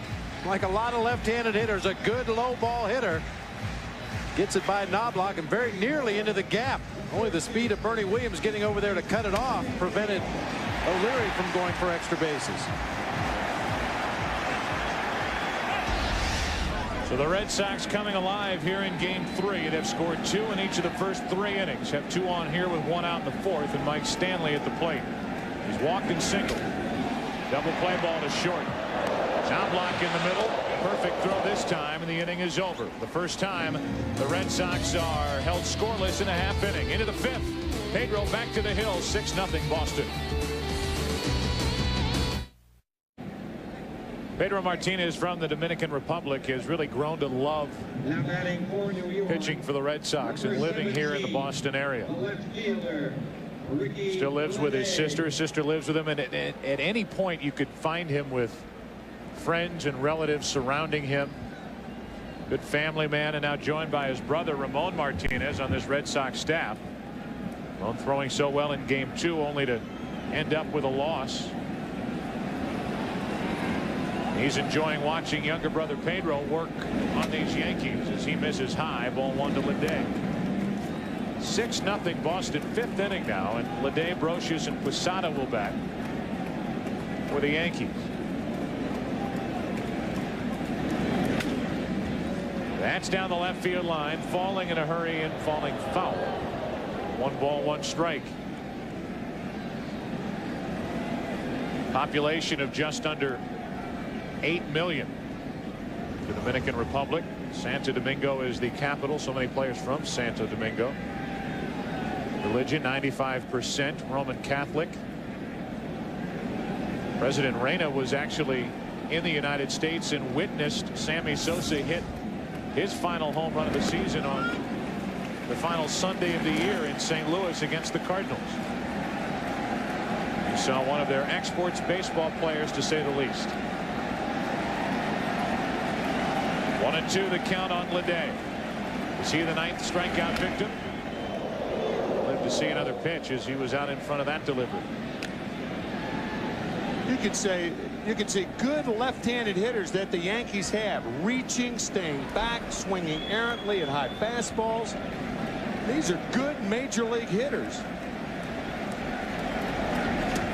Another strikeout, number 9, and these good major league hitters didn't look so good on September 10th. The complete game victory at Yankee Stadium. Struck out the side in the 7th inning, going right through the heart of the order.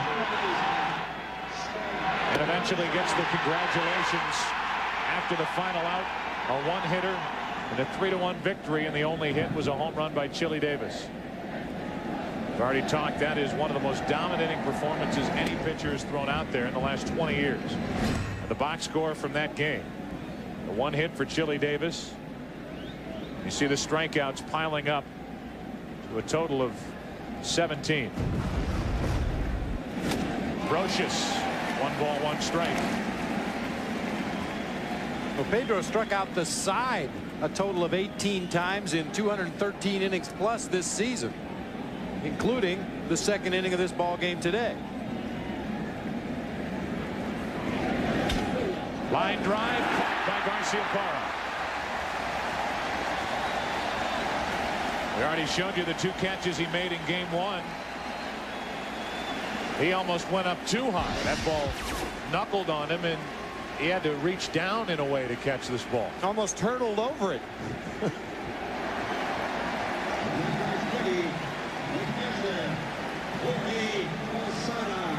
Fairly routine catch for Nomar Garciaparra, not quite to the level of the ones we saw earlier in this postseason, but nice play nonetheless. And with 2 out, nobody on, Jorge Posada stands in for the first time. Took over for Girardi behind the plate. And this move makes all the sense in the world for Joe Torre. Yankees trailing by 6 runs. You put in a catcher who will deliver, for the most part, more offense. Switch hitting Jorge Posada. 2 outs with the bases empty, and 1 ball, 1 strike on Posada.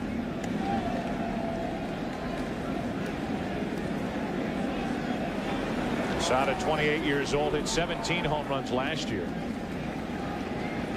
Down to 12 this season. And at one point had such difficulty behind the plate, the Yankees asked him to get his eyesight checked. That's not a good thing to do. It's not a good sign.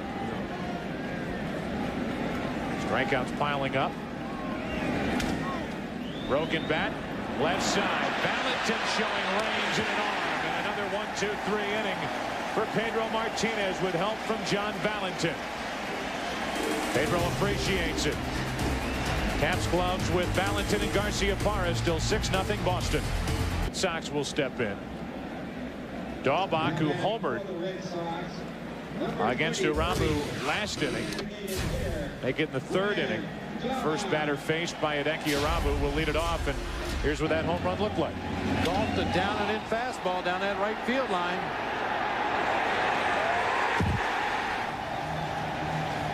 Talk about the short porch at Yankee Stadium. There's a short porch here as well. It's a smaller porch, but it's short also. It's like a veranda. Pesky pole down there. That is what it's known after, named after Johnny Pesky, who used to wrap him around, curl him around that pole as a right-handed batter for so many years for Boston. And it has been certainly lived up to its name as far as pitchers are concerned. It has been pesky as far as they're concerned. In the corner of the Yankee dugout, down the right field line, a 1 ball, 1 strike count on Dahlbach. First up in the 5th inning. And 2-1 from Irabu. First reports about Irabu when the Padres ended up with him and the Yankees had to make a trade to get the rights to Hideki Irabu was that he would come here from Japan with, and there's another shot into right field. That ball takes a hop into the seats, a ground rule double. I was just about to talk about something related, that he would come to the United States with a 98-mile-per-hour fastball. He has never come close to throwing that hard. He's got a good arm, but he may have been a little overrated coming over from Japan. Dahlbach gets a very similar pitch than the one he homered on back in the 3rd inning. This time a lot of topspin. Ball gets out into right field, dives down, hits that warning track, and bounces up into the stands. A leadoff double. And now this one into right field off the bat of Darren Lewis, and that'll rattle around down in the corner. Into score Dahlbach, into second, back-to-back doubles. Lewis and Dahlbach change places, and it's 7-0 Boston.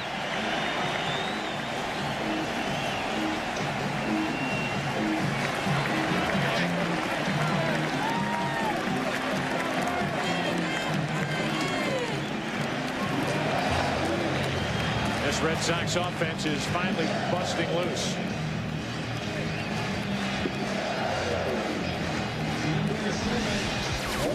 Talked about Lewis earlier in the game being an opposite field hitter. You can see him tomahawk that ball to right field.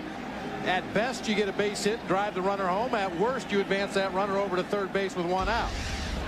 Now 1 out of 9 in the ALCS is Darren Lewis, and Trot Nixon takes a strike. Nixon with a pair of doubles this afternoon and evening. Gets his average up to 261 in the postseason.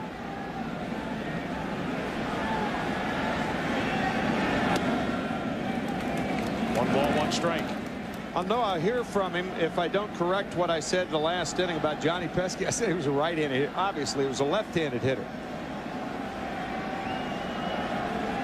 Johnny, a longtime coach for the Boston Red Sox. What a great guy. And a great player for the Sox for so many years. He had a pole named after him down the right field line. He had only 17 career home runs. Yeah. If you hit all 17 of them around that pole, you deserve to have it named after you. Yeah. 1 ball, 2 strikes on Trot Nixon, runner at second.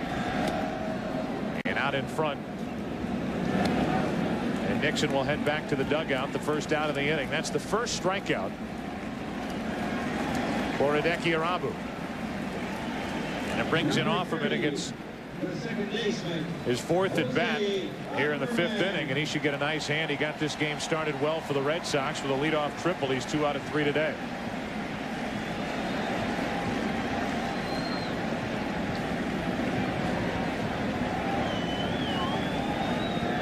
Runner at second, 1 away. Offerman.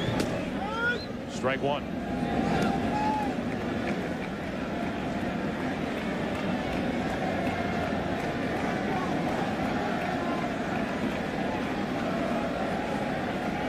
Valentin next. He popped a home run in the 1st inning. 1 ball, 1 strike. Talked about that controversial contract that Jose Offerman signed. With his postseason coming in at .429, now 2 out of 3 tonight. Get the regular season worth every penny as he shoots it foul off to the left. And now in the hole, 1-2. Jose Offerman, one of 76 major leaguers to homer his first at bat. The odd thing about Jose doing that was he only had 4 home runs the next 4 years after that. Hit his first major league home run on August 19th, 1990 against Dennis Martinez. Coming up tonight on NBC at 7:30 Eastern, Game 4, the Braves and the Mets back at Shea Stadium. The Braves winning last night 1-0. Tommy Glavine a strong start. 3 games to none. So the Mets facing elimination tonight. And then tomorrow at 4 Eastern, if necessary, Game 5, the Braves and the Mets on NBC. And tomorrow night at 7:30 Eastern, Game 4 of this series. We know there will be a Game 4. Red Sox trying to make it a Yankee advantage of 2-1 for tomorrow night. On their way to doing that, leading 7-0 here in the 5th inning. That odd 9th inning last night at Shea Stadium. Bobby Valentine in a 1-0 game. Pinch hit Todd Pratt for Robin Ventura. Ventura driving in 115 runs this year. Odd things happening at Shea last night. So the Mets hope to at least force a Game 5 tomorrow. They'll have to beat a good one in Smoltz tonight.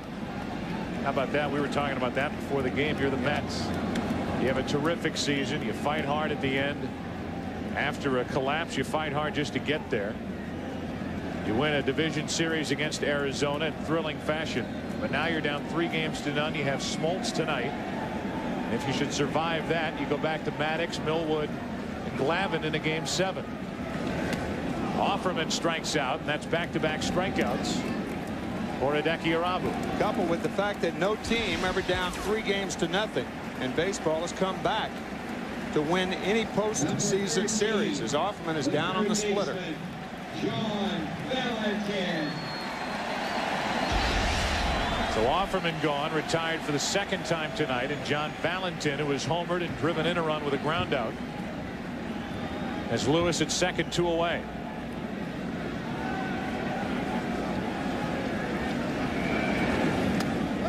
breaking ball in for a strike. By the way, tomorrow in Game 4 of this series, it'll be Andy Pettitte, the left-hander, against Brett Saberhagen, who has had 2 rough starts in the postseason so far for Jimmy Williams and the Red Sox.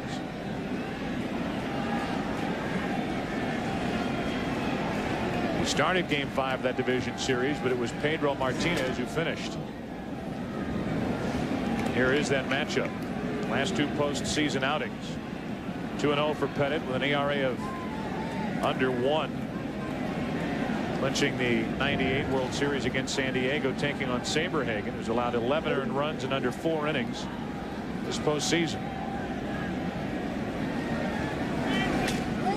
Good fastball over the outside corner, strike 2 on Valentin. That's the best fastball that Rabu has thrown. That had some zip on it, some pop.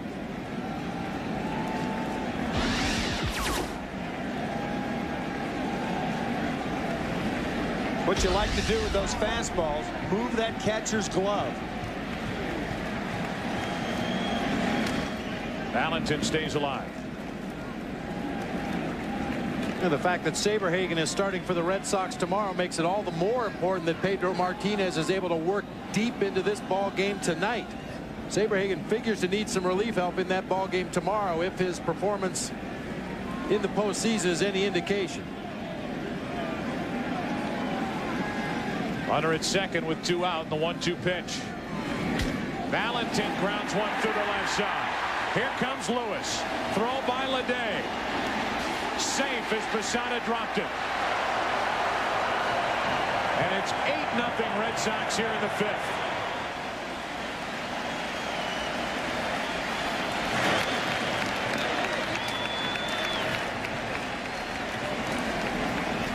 We talked about this 2 nights ago when Jason Varitek, in receiving the throw from right fielder Trot Nixon, kept his mask on and saying how it was epidemic with major league catchers. Saw Mike Piazza of the Mets last night take a shot with his mask on, a mild concussion. Not saying that Jorge Posada with the mask off could have made the play here. But we asked Joe Torre going into Torre's office the other day at Yankee Stadium and asked him about what he did in situations like this. He said, we took our mask off. We were trained that way. But more major league catchers are keeping that mask on plays at home plate. My judgment, that is the wrong thing to do. Get a look at the play by Jason Varitek. In Game 1, strong throw from Trot Nixon, especially on this play. The throw coming from right field. As a catcher, you have to pick that runner up with your peripheral vision. Mike Piazza in the ball game last night, bowled over by Brett Boone at home plate. And then we just saw the play by Posada at home with his mask on as well. I was taught the same way, Tim, to always take the mask off to give yourself better vision. I think too many catchers are worried about protecting themselves behind the plate rather than making the play. I think there's less protection when you keep your mask on. You've got a runner barreling in, and you've got steel against your face. Arabu gets the strikeout. He strikes out the side, but 2 more runs in the 5th inning for the Red Sox. Another big night for John Valentin. And the Red Sox down 2-0, lead it by 8. Form, according to Hoyle this evening. And Pedro shows no signs of letting up either. No, still sir. right on top of his game. And now in the 6th inning, top of the order, Knobloch will lead off.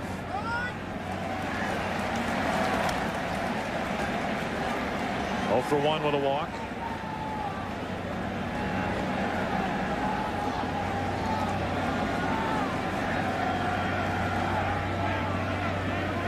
Knobloch hitting .250 in this series. Floats one into shallow center. Darren Lewis, a running catch, 1 away.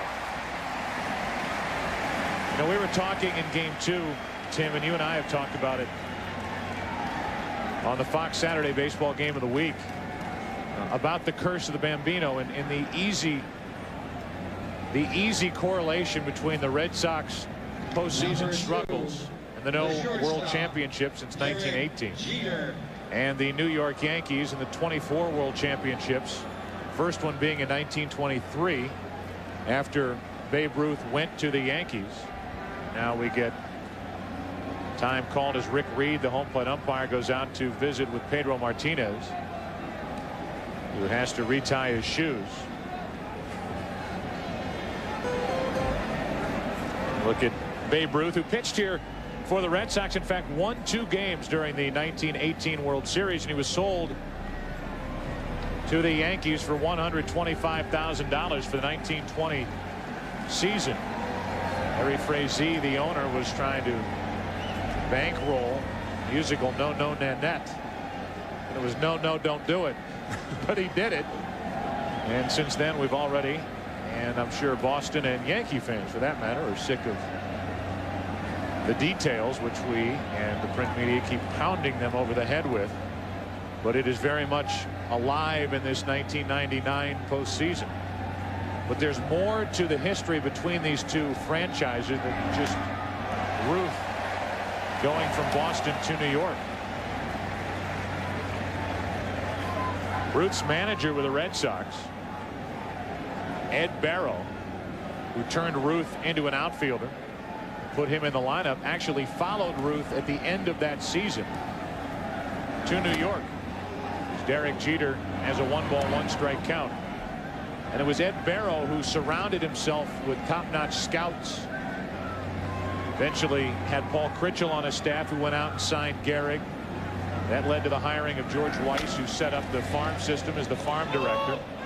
That's a foul ball. And what you had there was the building of the Yankee dynasty. So not only do you have the curse of the Bambino with Babe Ruth moving to the Yankees, but you have Ed Barrow, who has a plaque out in Monument Park, moving to the Yankees and setting up what was an incredible system of funneling talent to the big league club, which set up the most dominating franchise of the century. Stolen from the Red Sox organization as well. The 1-2 pitch is outside to Jeter, 2-2.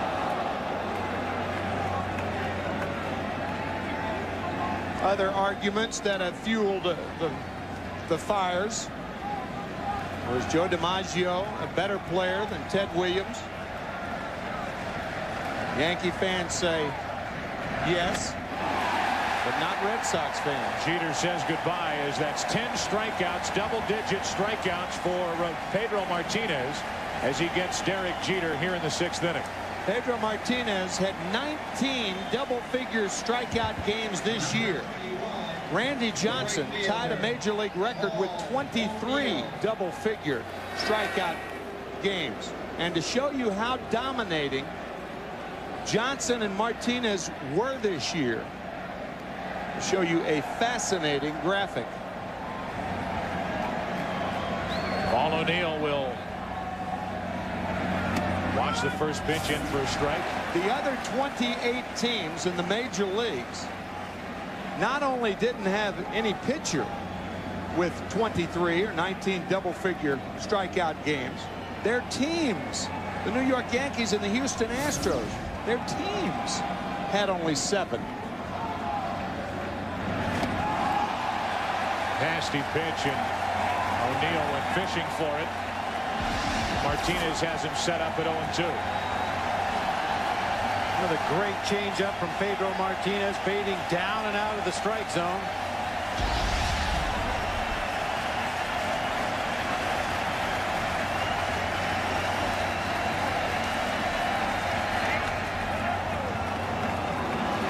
One ball, 2 strikes.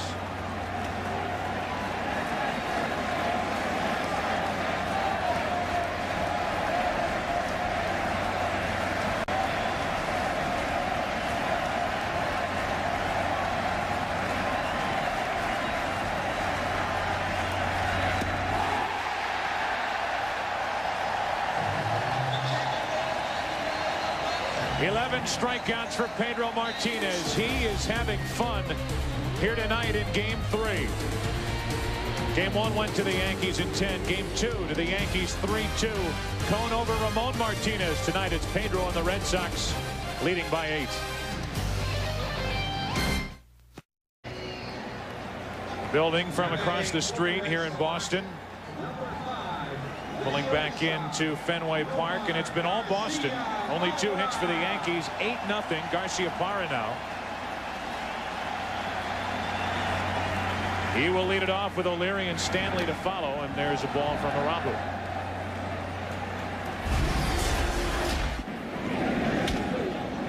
Another jumping catch of a humpback line driver by Nomar Garciaparra. She said at the time, extremely routine for one of the game's best, and a base hit for Nomar into right. He's been on base 4 times tonight, 3 out of 4. And he reached on an error. And you wonder, and Tim, you brought this up, and it was what I was thinking. You know, it's what Bob was thinking. But you brought it up during the break. You've got to start thinking about taking Pedro Martinez out of this game. I think so. I mean, he's got a bad back. Last time he pitched was Monday night against Cleveland, pitching 6 innings. He has thrown 91 pitches, and the Red Sox do have an 8-run lead.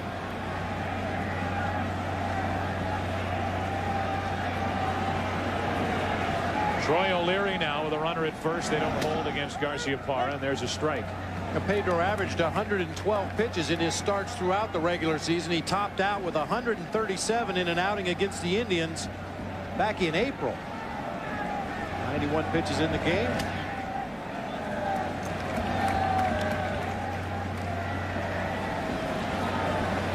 Pitches by innings, and within those pitches, he has 11 strikeouts on the night. As I mentioned, only 2 hits allowed. As O'Leary grounds to the first baseman Martinez. Out at second, and no return throw. The force out 3-6. In case you're wondering, Pedro Martinez, if this series should go 7 games, is scheduled to pitch the 7th game, which would be on Thursday. But with the off day, the travel day, if you kept his pitches down, and he's right now probably on the verge of pitching and throwing too many pitches anyway, with 91 on the night, maybe you could force him into a game 6 if you needed him. But if he were to pitch on Wednesday, that would be with 3 days rest. Stanley takes a ball 0 away.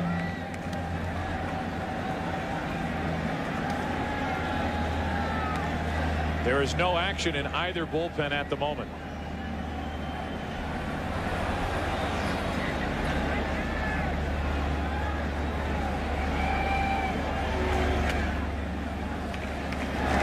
If the league championship series does go 7 games, and you may see the Martinez brothers pitch again, so that would be 4 starts for 2 each, Ramon and Pedro. It evokes the World Series. Thoughts about the World Series back in 1934 when Dizzy Dean and brother Paul won all 4 Cardinal games. They started 5 games in the World Series, Cardinals against the Tigers, and won 4 of them, with Dizzy winning the last game. That was a game in which Ducky Medwig was taken out of the game by Commissioner Kennesaw Mountain Landis for his own protection, and the Cardinals won 11-0. Dizzy, Daffy, and Ducky. Pretty good brother combination there. Dizzy and Paul Dean.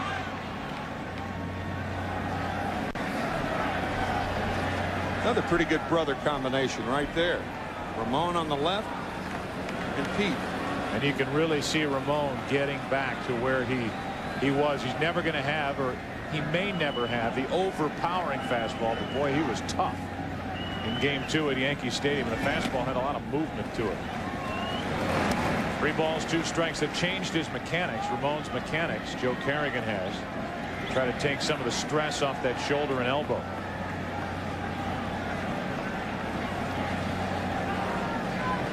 Another day at the office for Pedro. See if they send O'Leary. He stays put on 3-2, and Stanley lines it into left for Leday. After a leadoff single, next 2 retired, 2 out. The hitter will be Daubach. Teammates, the Cardinals in 1934 to 1937. Dizzy was 30-7. Paul 19-11 on that 1934 world champion team. Dizzy Dean, the Hall of Famer, won 150 games for the Cardinals. A little over 150. the Hall of Famer. A similar career as Sandy Koufax had. Sandy retiring age 30 with that arthritic elbow. And these two, when you talk about careers and their career records, Ramon Martinez, who was 4 years older than Pedro, only 18 more wins.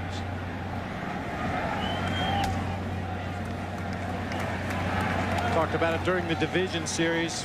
Just having a little fun. Can you imagine the burnout games they must have had down in the Dominican Republic when they were young? Burnout is get it, throw it as hard as you can. Try to make the other guy drop it. Dahlbach goes the other way into left field, and Ledet will play the wall and miss it. All the way around from first is O'Leary, and it's 9-0 Boston. You talked about Ledet in left, and he did not look too sure of himself on a ball that should have been caught. Talked about Ledet and the problems he's had in left field at Yankee Stadium, and you can see wary of the wall. Where is it? First with the glove, now at the bare hand. Proper method is to go to the wall and back off. And this ball's got to be handled. Probably an error on Ricky Ledet. First with the glove, and now the bare hand. An error, a two-base error. Talked about it earlier. Ledet had not had a problem with the wall before that. Of course, he played one ball off the wall, but clearly problems right there. And as this lead continues to grow, curse or not, with a bad back, you have to have thoughts of taking Pedro Martinez out of this game. I would think so. And I know you've got to be concerned about the Yankees, and these are the world champs, and they won a total of 125 games last year. But at some point, you have to put some faith in your bullpen and hope that they can come up with 9 outs before the Yankees can score 9 runs. And Jimmy Williams has a full complement down in that bullpen tonight. Rich Garces is back in action tonight after suffering a pulled muscle under his right armpit, and Derek Lowe has had 2 days off for the first time since the last week of the regular season. So those guys are down there ready to go. Of course, Jimmy Williams may be like the rest of us. He just likes to watch Pedro pitch. And to go along with what you said earlier with Saberhagen, who has struggled pitching tomorrow night, the more you can rest your bullpen, the better off you are tomorrow night. Whether short term or long term. As Lewis fouls it away right side, 2-2. And we don't want to give the impression that Pedro Martinez, obviously he's the dominant pitcher on this staff, but this is a staff that led the American League in earned run average. So they have other guys who can pitch too. First time a Red Sox team has led the American League in earned run average since 1914. 2 balls, 2 strikes, runner at second, 2 out. And now a full count on Darren Lewis. Dahlbach has been a pain in the neck to Arabu. Arabu came in the 3rd inning, and Dahlbach immediately pounded a 2-run home run into right. Dahlbach led off with a double in the 5th inning and scored. Now at least hit it deep enough to bother Ledet in left. He couldn't make the catch to add another run.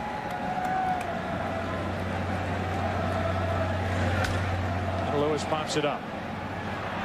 In comes Williams, and this should end the inning.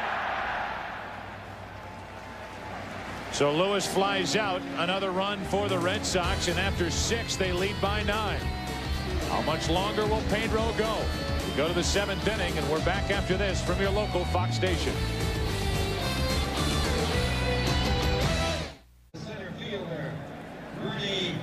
Pedro Martinez goes back to the hill as we get into the 7th inning now. A 9-0 Red Sox lead.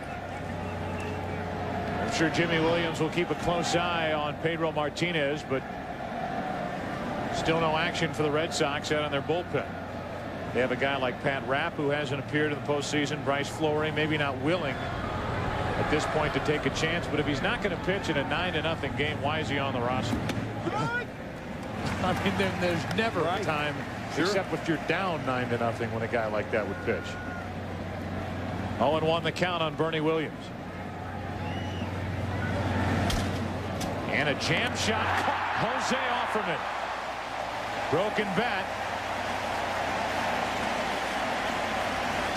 And that's 8 straight retired by Martinez. It's only the 3rd ball that's been hit well off Martinez. The single by Jeter, and then the line drive by Brocious caught by Garciaparra. And now this ball hit fairly well by Bernie Williams. Nice play off of it. There's no such thing as a comfortable at bat against Pedro Martinez, where you can look for a pitch in a location and take a good aggressive swing at it. Even when the Yankee hitters are ahead in the count, they look defensive. Now Tino Martinez, who is 1 out of 2 with a single and a strikeout, takes a strike. In case you're wondering, Martinez, who struck out 11, still 4 short of tying the LCS record for strikeouts in a game. Mike Messina, Baltimore at Cleveland in '97. Livan Hernandez, Florida against Atlanta, Game 5 in '97. Division Series record 16 strikeouts by Kevin Brown. San Diego at Houston last year, and the series record the 17 we talked about with Bob Gibson, St. Louis and Detroit Game 1. 1968. Might this be strikeout number 12? Just missed. 1 and 2.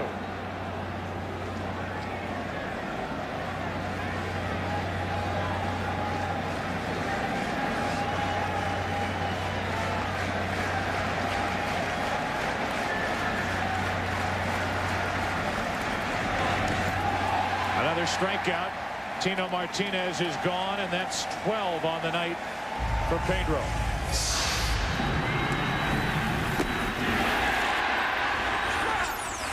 We show you most strikeouts per 9 innings pitched. Among starters, minimum 100 innings pitched. And Pedro Martinez, throughout history, the top ratio at 13.2. He has 12 on the night. And that's a pretty good list of names there, including the all-time strikeout king, Nolan Ryan. Now with 2 out, nobody on, here's Chili Davis, who struck out twice, strike 1. Well, the amazing thing about Martinez, if you look at a pitching chart after a major leaguer starts a ball game, many times all the fastballs will be 90, 91, 90, 91. All the breaking balls will be 82, 83, 82, 83. Martinez will throw 6 or 7 miles per hour difference in his fastball, the same thing in his changeup, the same thing in his breaking ball. He has such a good feel for what that hitter's trying to do at the plate, and then do just the opposite. Don Zimmer used to talk about Greg Maddux in his days with the Cubs, how he had a feel for pitching. He almost knew when that hitter was going to turn around and look for a fastball, so he'd take a little bit off of it. 2 out with the bases empty. 9 straight retired by Martinez, and the 1-1 pitch to Chili Davis. Tried to check his swing. He did, according to Tim Tashida. The count 2-1. Did Chili Davis go too far? Close.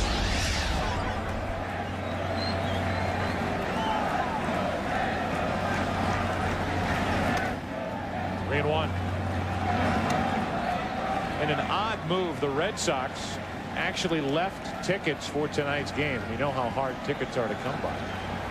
The Red Sox left tickets for David Wells for tonight's game. Former Yankee who left New York kicking and screaming when he was traded to Toronto for Roger Clemens. Graham Lloyd and Homer Bush also involved in the deal, but they don't know whether Wells is here or not. If he isn't here, he's missed a wonderful start and pitching performance by Pedro Martinez.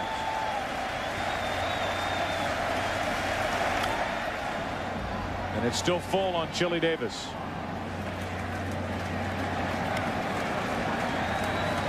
For some reason, I find it surprising that David Wells would go to a baseball game on a Saturday night.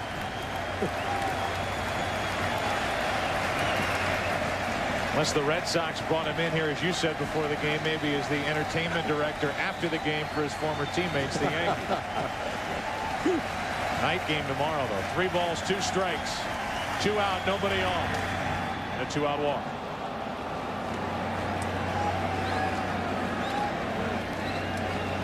And action, it looks like, will finally start for the Red Sox out in their bullpen.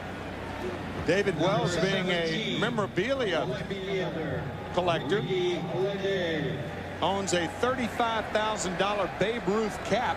Maybe they wanted him here to wear his Babe Ruth cap. That's as close as they could get. Curse of the Bambino, bring the guy in who is wealthy enough and, can I say, foolish enough to spend $35,000 for a hat? The pop-up left side for Valentin off the bat of the day, and it's time to stretch here at Fenway. 105 pitches on the night for Pedro Martinez. Bottom of the 7th inning. Martinez has done his job. Boston leads by 9.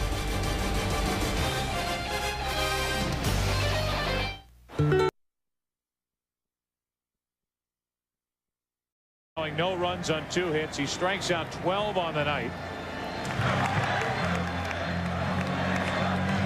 The 12 a Red Sox postseason record.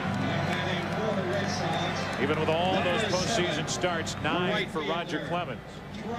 105 pitch night for Pedro Martinez, and he sets yet another record as he's done all year for Boston.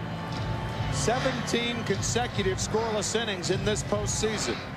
4 his first time out against Cleveland, and then 6, 7 tonight. And a ground ball right side, and that's a base hit for Trot Nixon. Good effort by Tino Martinez. And just to finish the numbers for Pedro Martinez: 17 innings pitched, no runs, 5 hits, 23 strikeouts in this postseason. Number 30. So Tino diving, knocked the ball down, but it gets far enough away that he's unable to get to his feet and make the play at first base. Ball was hit very hard by Trot Nixon.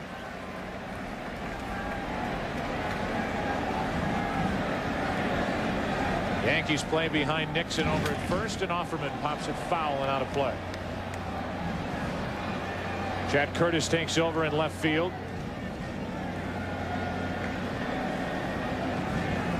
Ricky Leday goes into right, and Joe Torre wants to get Paul O'Neill, rib problem or not, out of the lineup in what is a blowout game. 9-0 Red Sox in game 3 of this ALCS. Nice play by Posada. 1 ball, 1 strike. Tom Gordon, the former closer here, looked all the world that his season was finished in June when he went down with a elbow that blew up on him. Got a tear in the elbow. Looked like he might be facing ligament replacement surgery, and he let it rest and healed enough to where he's come back. A race to the bag, and Arabu made the tag. But there's Hideki Arabu again, falling asleep on the mound and not going hard to first base. And now Jimmy Williams will come out and give a mild argument to Al Clark, the first base umpire. It appeared Al Clark called Offerman out on the tag by Arabu. You see him jogging over toward first base. Can't tell from that angle whether Arabu made contact with Offerman or not, but his slow break from the mound made this a close play at first base. Offerman trying to avoid the tag right there, and of course Jose feels he got around the tag by Arabu.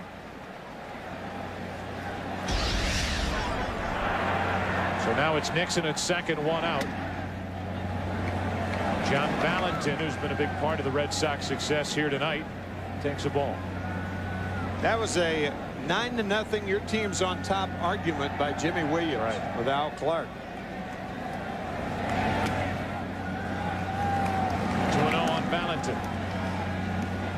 2 hits tonight. 4 RBI night for John Valentin.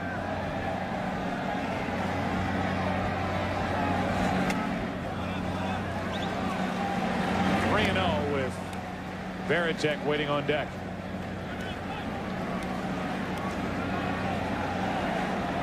Arabu took over in the 3rd inning.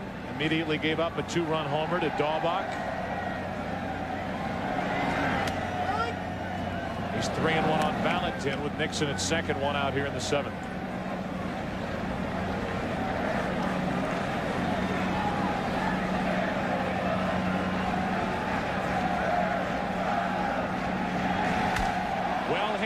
left again. Off the bat of Valentin and off the green monster in to score Nixon.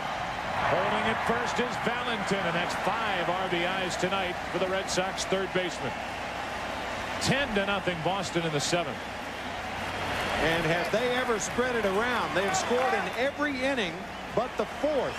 So 6 of the 7 innings, the Red Sox have played it at least one. And it's John Valentin again. Well, the Red Sox runners get such tremendous jumps on the bases here at Fenway Park. They've played 81 home games during the regular season here. They get a real good read on the ball off the bat and know when that left fielder is not going to be able to make a play. That time Trot Nixon saw the flight of the ball, was off, and scored easily. And now it's Valentin at first with 1 out. Varitek takes a strike. Well, as you look at the graphic, something we talked about a while ago, now put it into these terms. The division series, the Red Sox came alive once the series returned to Fenway Park, scored 44 runs the final 3 games, which includes the one at Jacobs Field at 388. In the first 2 games, this ALCS scored a total of 5 runs that doubled that, with a 444 average here in game 3 alone. John Valentin once again with a big Saturday. He had one against Cleveland last week, and now 5 RBIs in this game. 3 hits, 5 RBIs, including a 2-run homer. This crowd chanting, "Where is Roger?"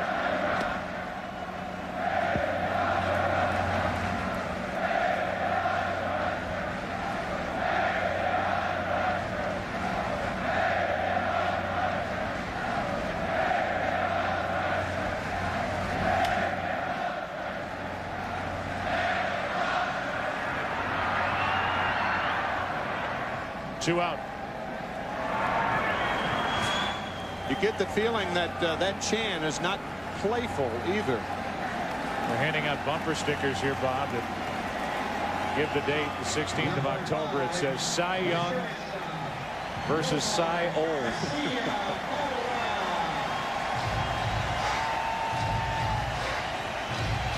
And this year's American League Cy Young Award winner, there is 0 doubt about that award. Pedro Martinez, pitching 7 shutout innings now as they chant MVP, not for Pedro but for Nomar. He takes a ball. Garciaparra has been on base 4 times tonight. Reached on an error back in the first inning, an error by Knobloch. He doubled home run in the 2nd. And singles in the 4th and 6th innings. 1-0. 2-0.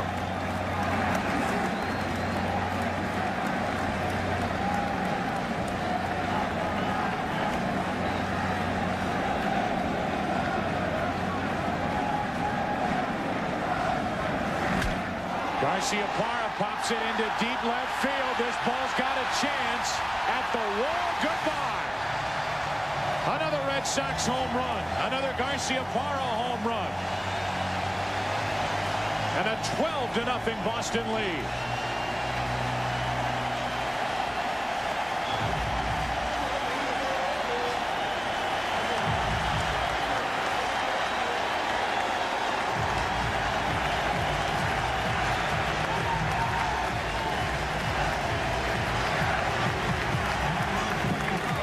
Once again, Jimmy Williams calls him the Viper. The Viper came out of his pit once again.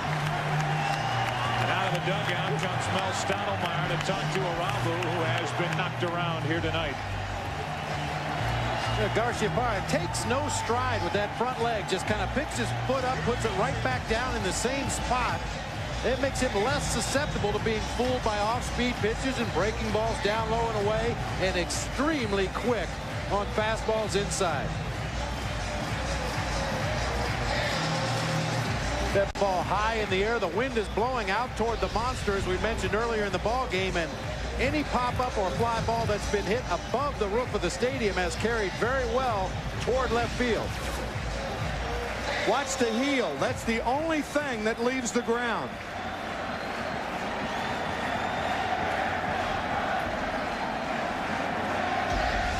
Heel toe, home run.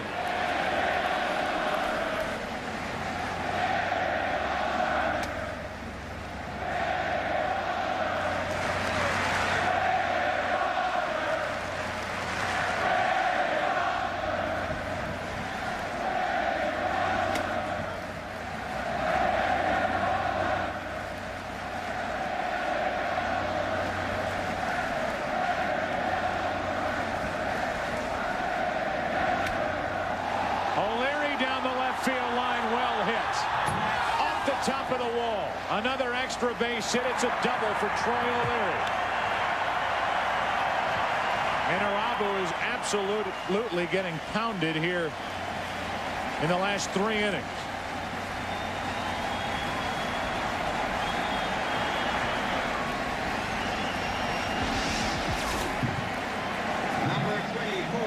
Talked about those Boston left-handed hitters being willing to go to the opposite field. O'Leary does it with authority here, hitting it off the top of the green monster. There's raining base hits on Hideki Arabu.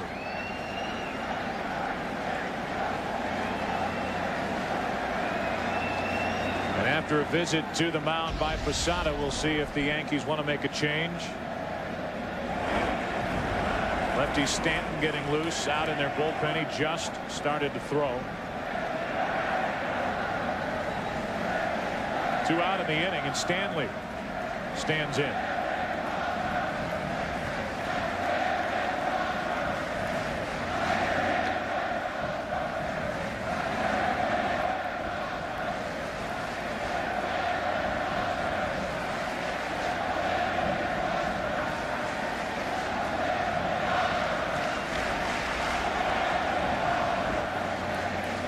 Runner at second with 2 out. The 1-0 pitch is shot into center. Here comes O'Leary. The merry-go-round continues, and it's 13-0 Red Sox.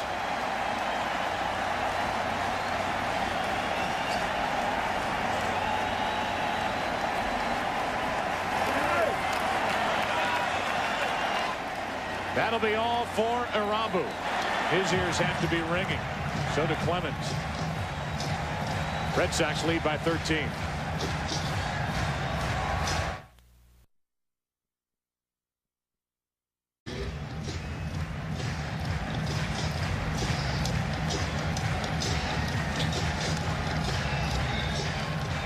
We're still in the bottom of the 7th inning.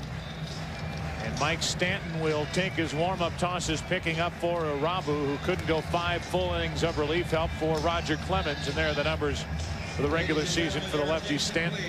Mike Stanton, his second appearance here in the LCS. He was in game 2. He gave up the double, almost the home run, to Troy O'Leary to start that 8th inning the other night that lasted over 23 minutes. 13 players were used. Man. Husky will pinch hit later tonight. Braves and Mets, game 4, with the Braves up 3-0 on NBC. And then tomorrow, 4 Eastern, game 5 if necessary between Atlanta and the Mets on NBC. And game 4 of this series, 7:30 Eastern time tomorrow night. Yankees and Red Sox. Andy Pettitte against Brett Saberhagen. Here's Husky pinch hitting for Daubach. And a strike from Stanton. Husky, who was at the plate in that long 8th inning of game 2, struck out against Ramiro Mendoza with the bases loaded 1 out, and then Offerman fly to center to end a big scoring threat.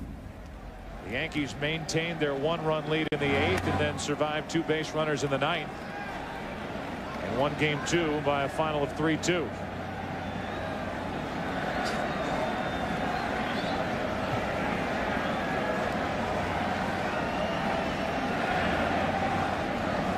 Two on Husky. On Thursday night, 23 minutes that 8th inning lasted. The Red Sox used 9 players, different players in that inning, and didn't score. The Yankees used 4 relievers, and Stanton started it all. And the Yankees won the game 3-2. What a bizarre inning that was. That's the kind of inning that'll ruin your scorebook. Husky grounds back to Stanton. And a long 7th inning is finally over for the Yankees, who are in the field. The Red Sox pounding on New York. 4 runs in the 7th inning. A 13-0 lead. Garciaparra, the 3rd homer of the night for the Red Sox. We are into the top of the 8th inning now with a 13-0 Red Sox lead. New pitcher is Tom Gordon. The third baseman. Record of 0-2 this season. 11 saves, only 21 games. Talked about the elbow problems. Able to avoid surgery. He likes likes the way he's throwing the ball, although he's had very little opportunity in this postseason. He was involved in Game 2 and issued a walk and was gone in a hurry. He's 1 ball, 1 strike on Scott Brocious with Posada and Knobloch to follow. And there's Pat Rapp. 13-0 game. Pat loosens up. Brocious hits it well into deep left center field. At the wall. Goodbye. And the Yankees are at least on the scoreboard. Avoid the shutout. It's a 13-1 game.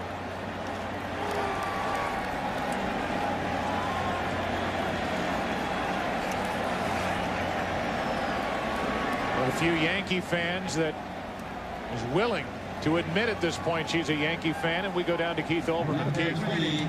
Joe, a little bit more on Tim's informed speculation before that Roger Clemens left this game for more than just a bad pitching performance. It is not apparently the groin, at least that's not what is being discussed on the Yankee bench, but rather stiffness in the lower back, which of course could be a consequence of a groin problem.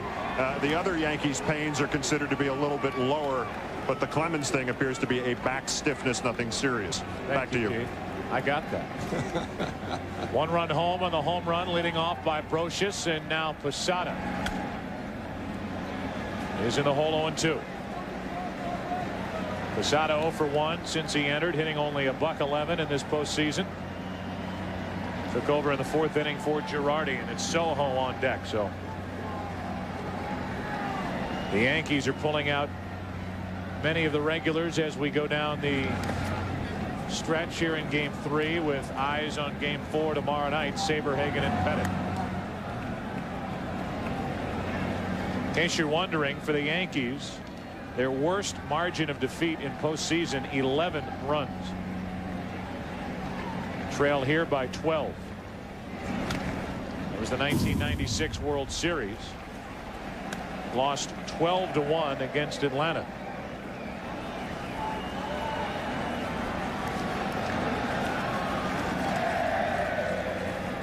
That was the margin of victory for the Braves in Game 1 of the 1996 World Series.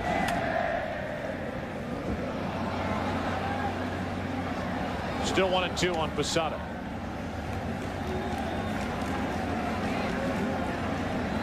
David Cone, the winner in Game 2. Ricky Leday in need of a toothpick. And the combination up the middle for the Yankees, and there's a Yankee fan. The 1-2. 2 balls, 2 strikes. Ricky Leday may be using what's left of some of the bats after Pedro Martinez got rid of those bats tonight. There's Clay Bellinger, a rookie this year. Posada, an easy fly ball into center for Darren Lewis. One away here in the top of the. Now batting for Knobloch, number 19, Luis Soho. So with Joe Torre watching from the dugout, he sends Luis Soho to the plate. Bats for Knobloch and takes a strike.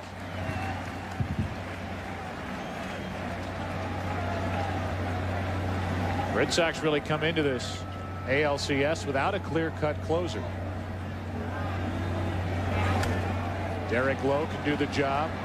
Wakefield for part of the season during the regular season. He's not active for this ALCS. You have Gordon on the mound, who was their guy and one of the best before he hurt his elbow. Then there's Beck, who served up that pitch to Bernie Williams. Second pitch of the 10th inning in Game 1 and was the loser. 1-2 on Soho. Derek Lowe, perhaps the most flexible of the Red Sox bullpenners. Valuable middle inning relief against Cleveland on 2 occasions. The Yankees hit him hard. I should say Cleveland hit him hard on Monday night before Pedro came in to balance things out. Easy play for Gordon, and after the home run, 2 up, 2 down. Bellinger will stride to the plate and bat for Jeter. Ladies and gentlemen, your attention please.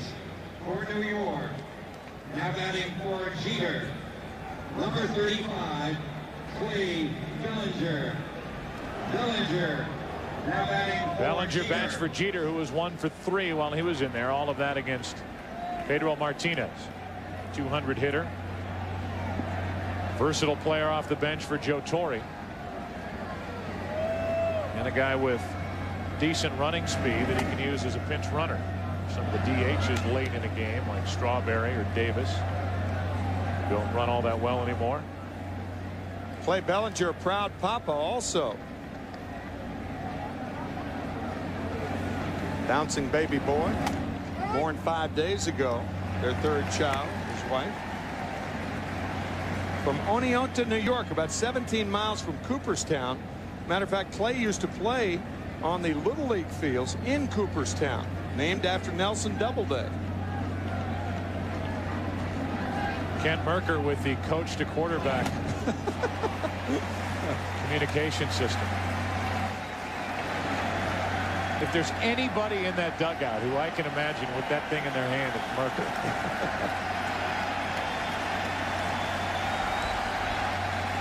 Part of the comedic relief for Mark McGwire the first part of the season while with the Cardinals.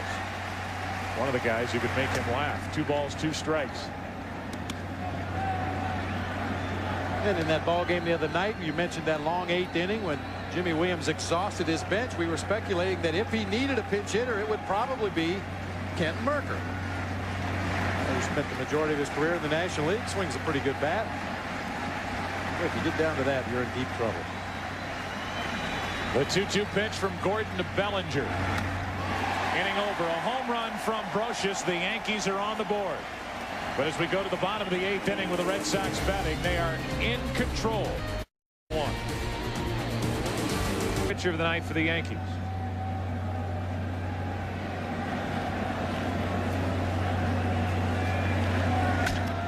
And a ground ball base hit through the right side for Darren Lewis.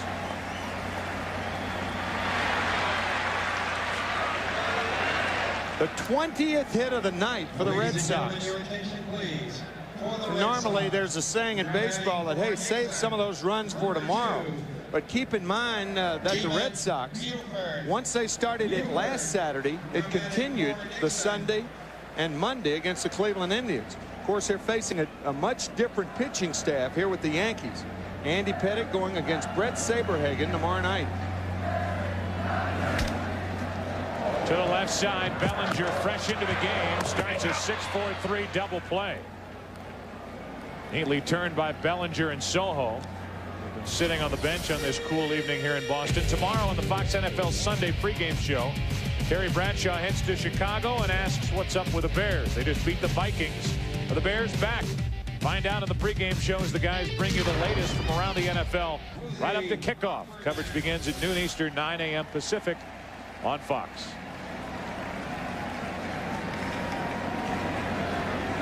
2 out, nobody on, and here's Offerman, who switches around and bats right-handed. The first time tonight, takes a ball.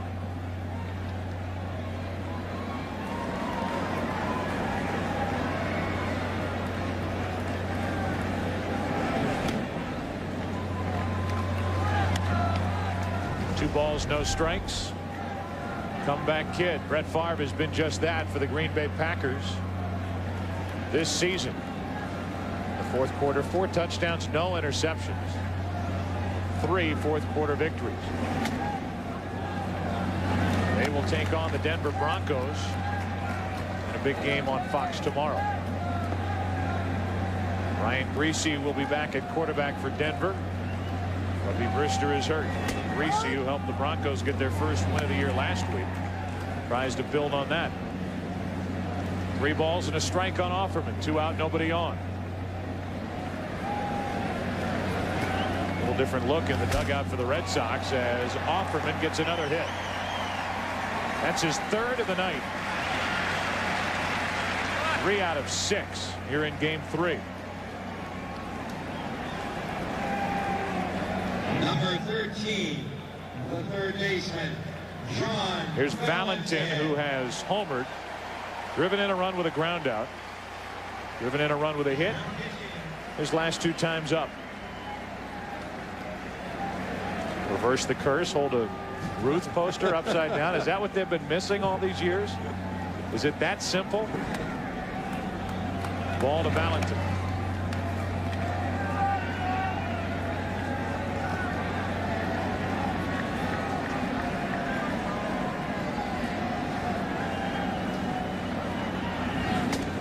There's a strike from Watson. Game 2, Alan Watson came out of the Yankee bullpen in that procession in the 8th inning. Came in and all he did was throw to one hitter and handed out an intentional walk. We talked about Watson smiling when Joe Torre left the mound in Game 2. Joe Torre took some of the pressure off, and everybody got a kick out of him saying, "You're too wild. You can't get it over the plate. Get out of here."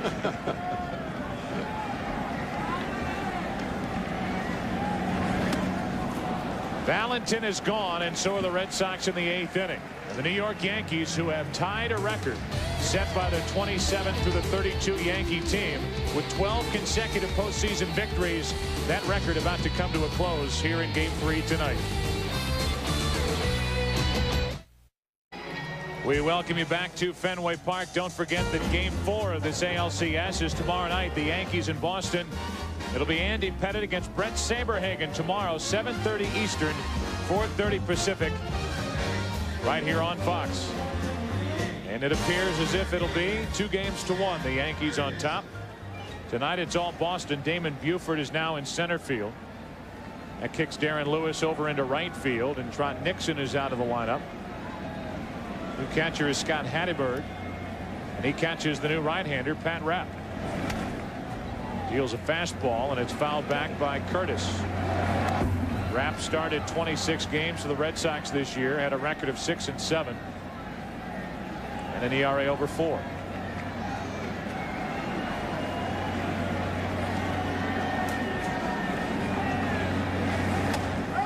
There's a strike, and it's 0-2. Sure, the Yankees are looking back on those first 2 games and realizing how important it was to win at Yankee Stadium. Joe Torre knew it. He used Rivera for 2 innings in Game 1. Emptied the bullpen in Game 2. Trying to avoid at all costs a 1-1 series coming back to Boston to face Pedro Martinez. Pedro lived up to the pregame hype and billing. Roger Clemens did not. 2+ innings. That's it. 5 runs against the Rocket. Still 1-2 on Curtis. Going to break. We were talking about the 12-game winning streak in the postseason for the Yankees. See where they rank. The top 3 streaks tied with Oakland for the 2nd best. And this Yankee club just tied what the New York Yankees did from 1927 to 1932. Of course, all those World Series victories, 12 in a row. That streak will end here tonight. 1 out in the 9th inning as Curtis grounds out to Stanley. 1 away. Rivera, another night of rest, and Jeter left this game after the first 7 innings. There's Shane Spencer with 1 out, nobody on. Pedro Martinez now has thrown 17 consecutive scoreless innings this postseason. The all-time record, Christy Mathewson, 1905 with the Giants, threw 27 consecutive scoreless innings. Pedro's 17 ties him for 10. With Lonborg of the 67 Red Sox, who did it against the Cardinals.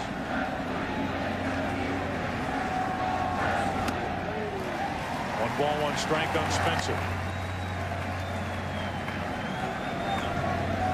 And the records keep pouring in. 21 hits tonight for the Red Sox is an ALCS record.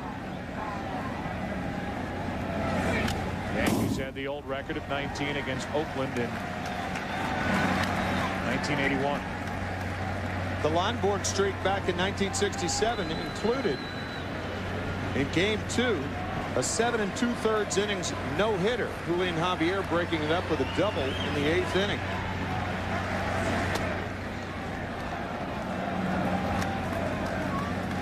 The big night for Garciaparra. Backing up what he did in Game 2. And he was on base 4 times, had a 2-run homer. Faced 5 times tonight with a 2-run homer. It's 3-2 now on Spencer. Gentleman Jim, a dentist in the Boston area. Very successful practice. After he finished his pitching careers, went to Tufts, got his dental degree. A 1-out walk, and Spencer's on here in the 9th inning. Coming up tonight on Fox after we're finished here in Boston at Fenway, 8 o'clock Eastern, Cops. Back-to-back episodes of Cops, to be specific, at 9 o'clock, America's Most Wanted. Late night tonight, Mad TV. That's tonight on Fox. Tino Martinez is 1 for 3.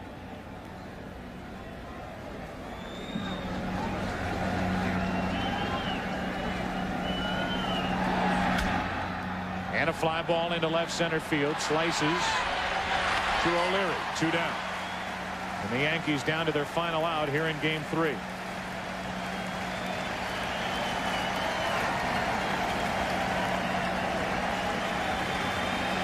caught that guy.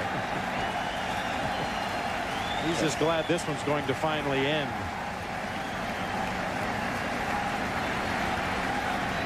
So the Yankee fans will hang their heads here in Boston tonight.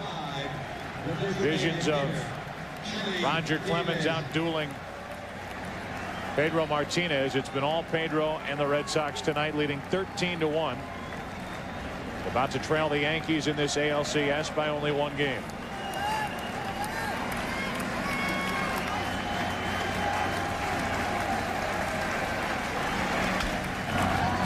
The middle, Garciaparra has a kick off his right shin, and the game continues. Davis is on here in the 9th inning. Nomar had the bag with which to contend. Watch, it bounces right behind the bag, hits the heel of the glove, and it's probably going to be an error on Garciaparra. It is. Looked like he may have been trying to find that bag and pick that ball in the short hop, step on the bag, and end the game. Took his eye off the ball just at the last instant.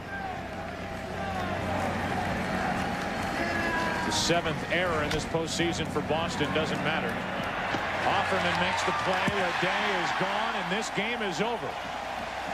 It's now 2-1. The Yankees out in front as the Red Sox take care of New York 13-1 here in game 3.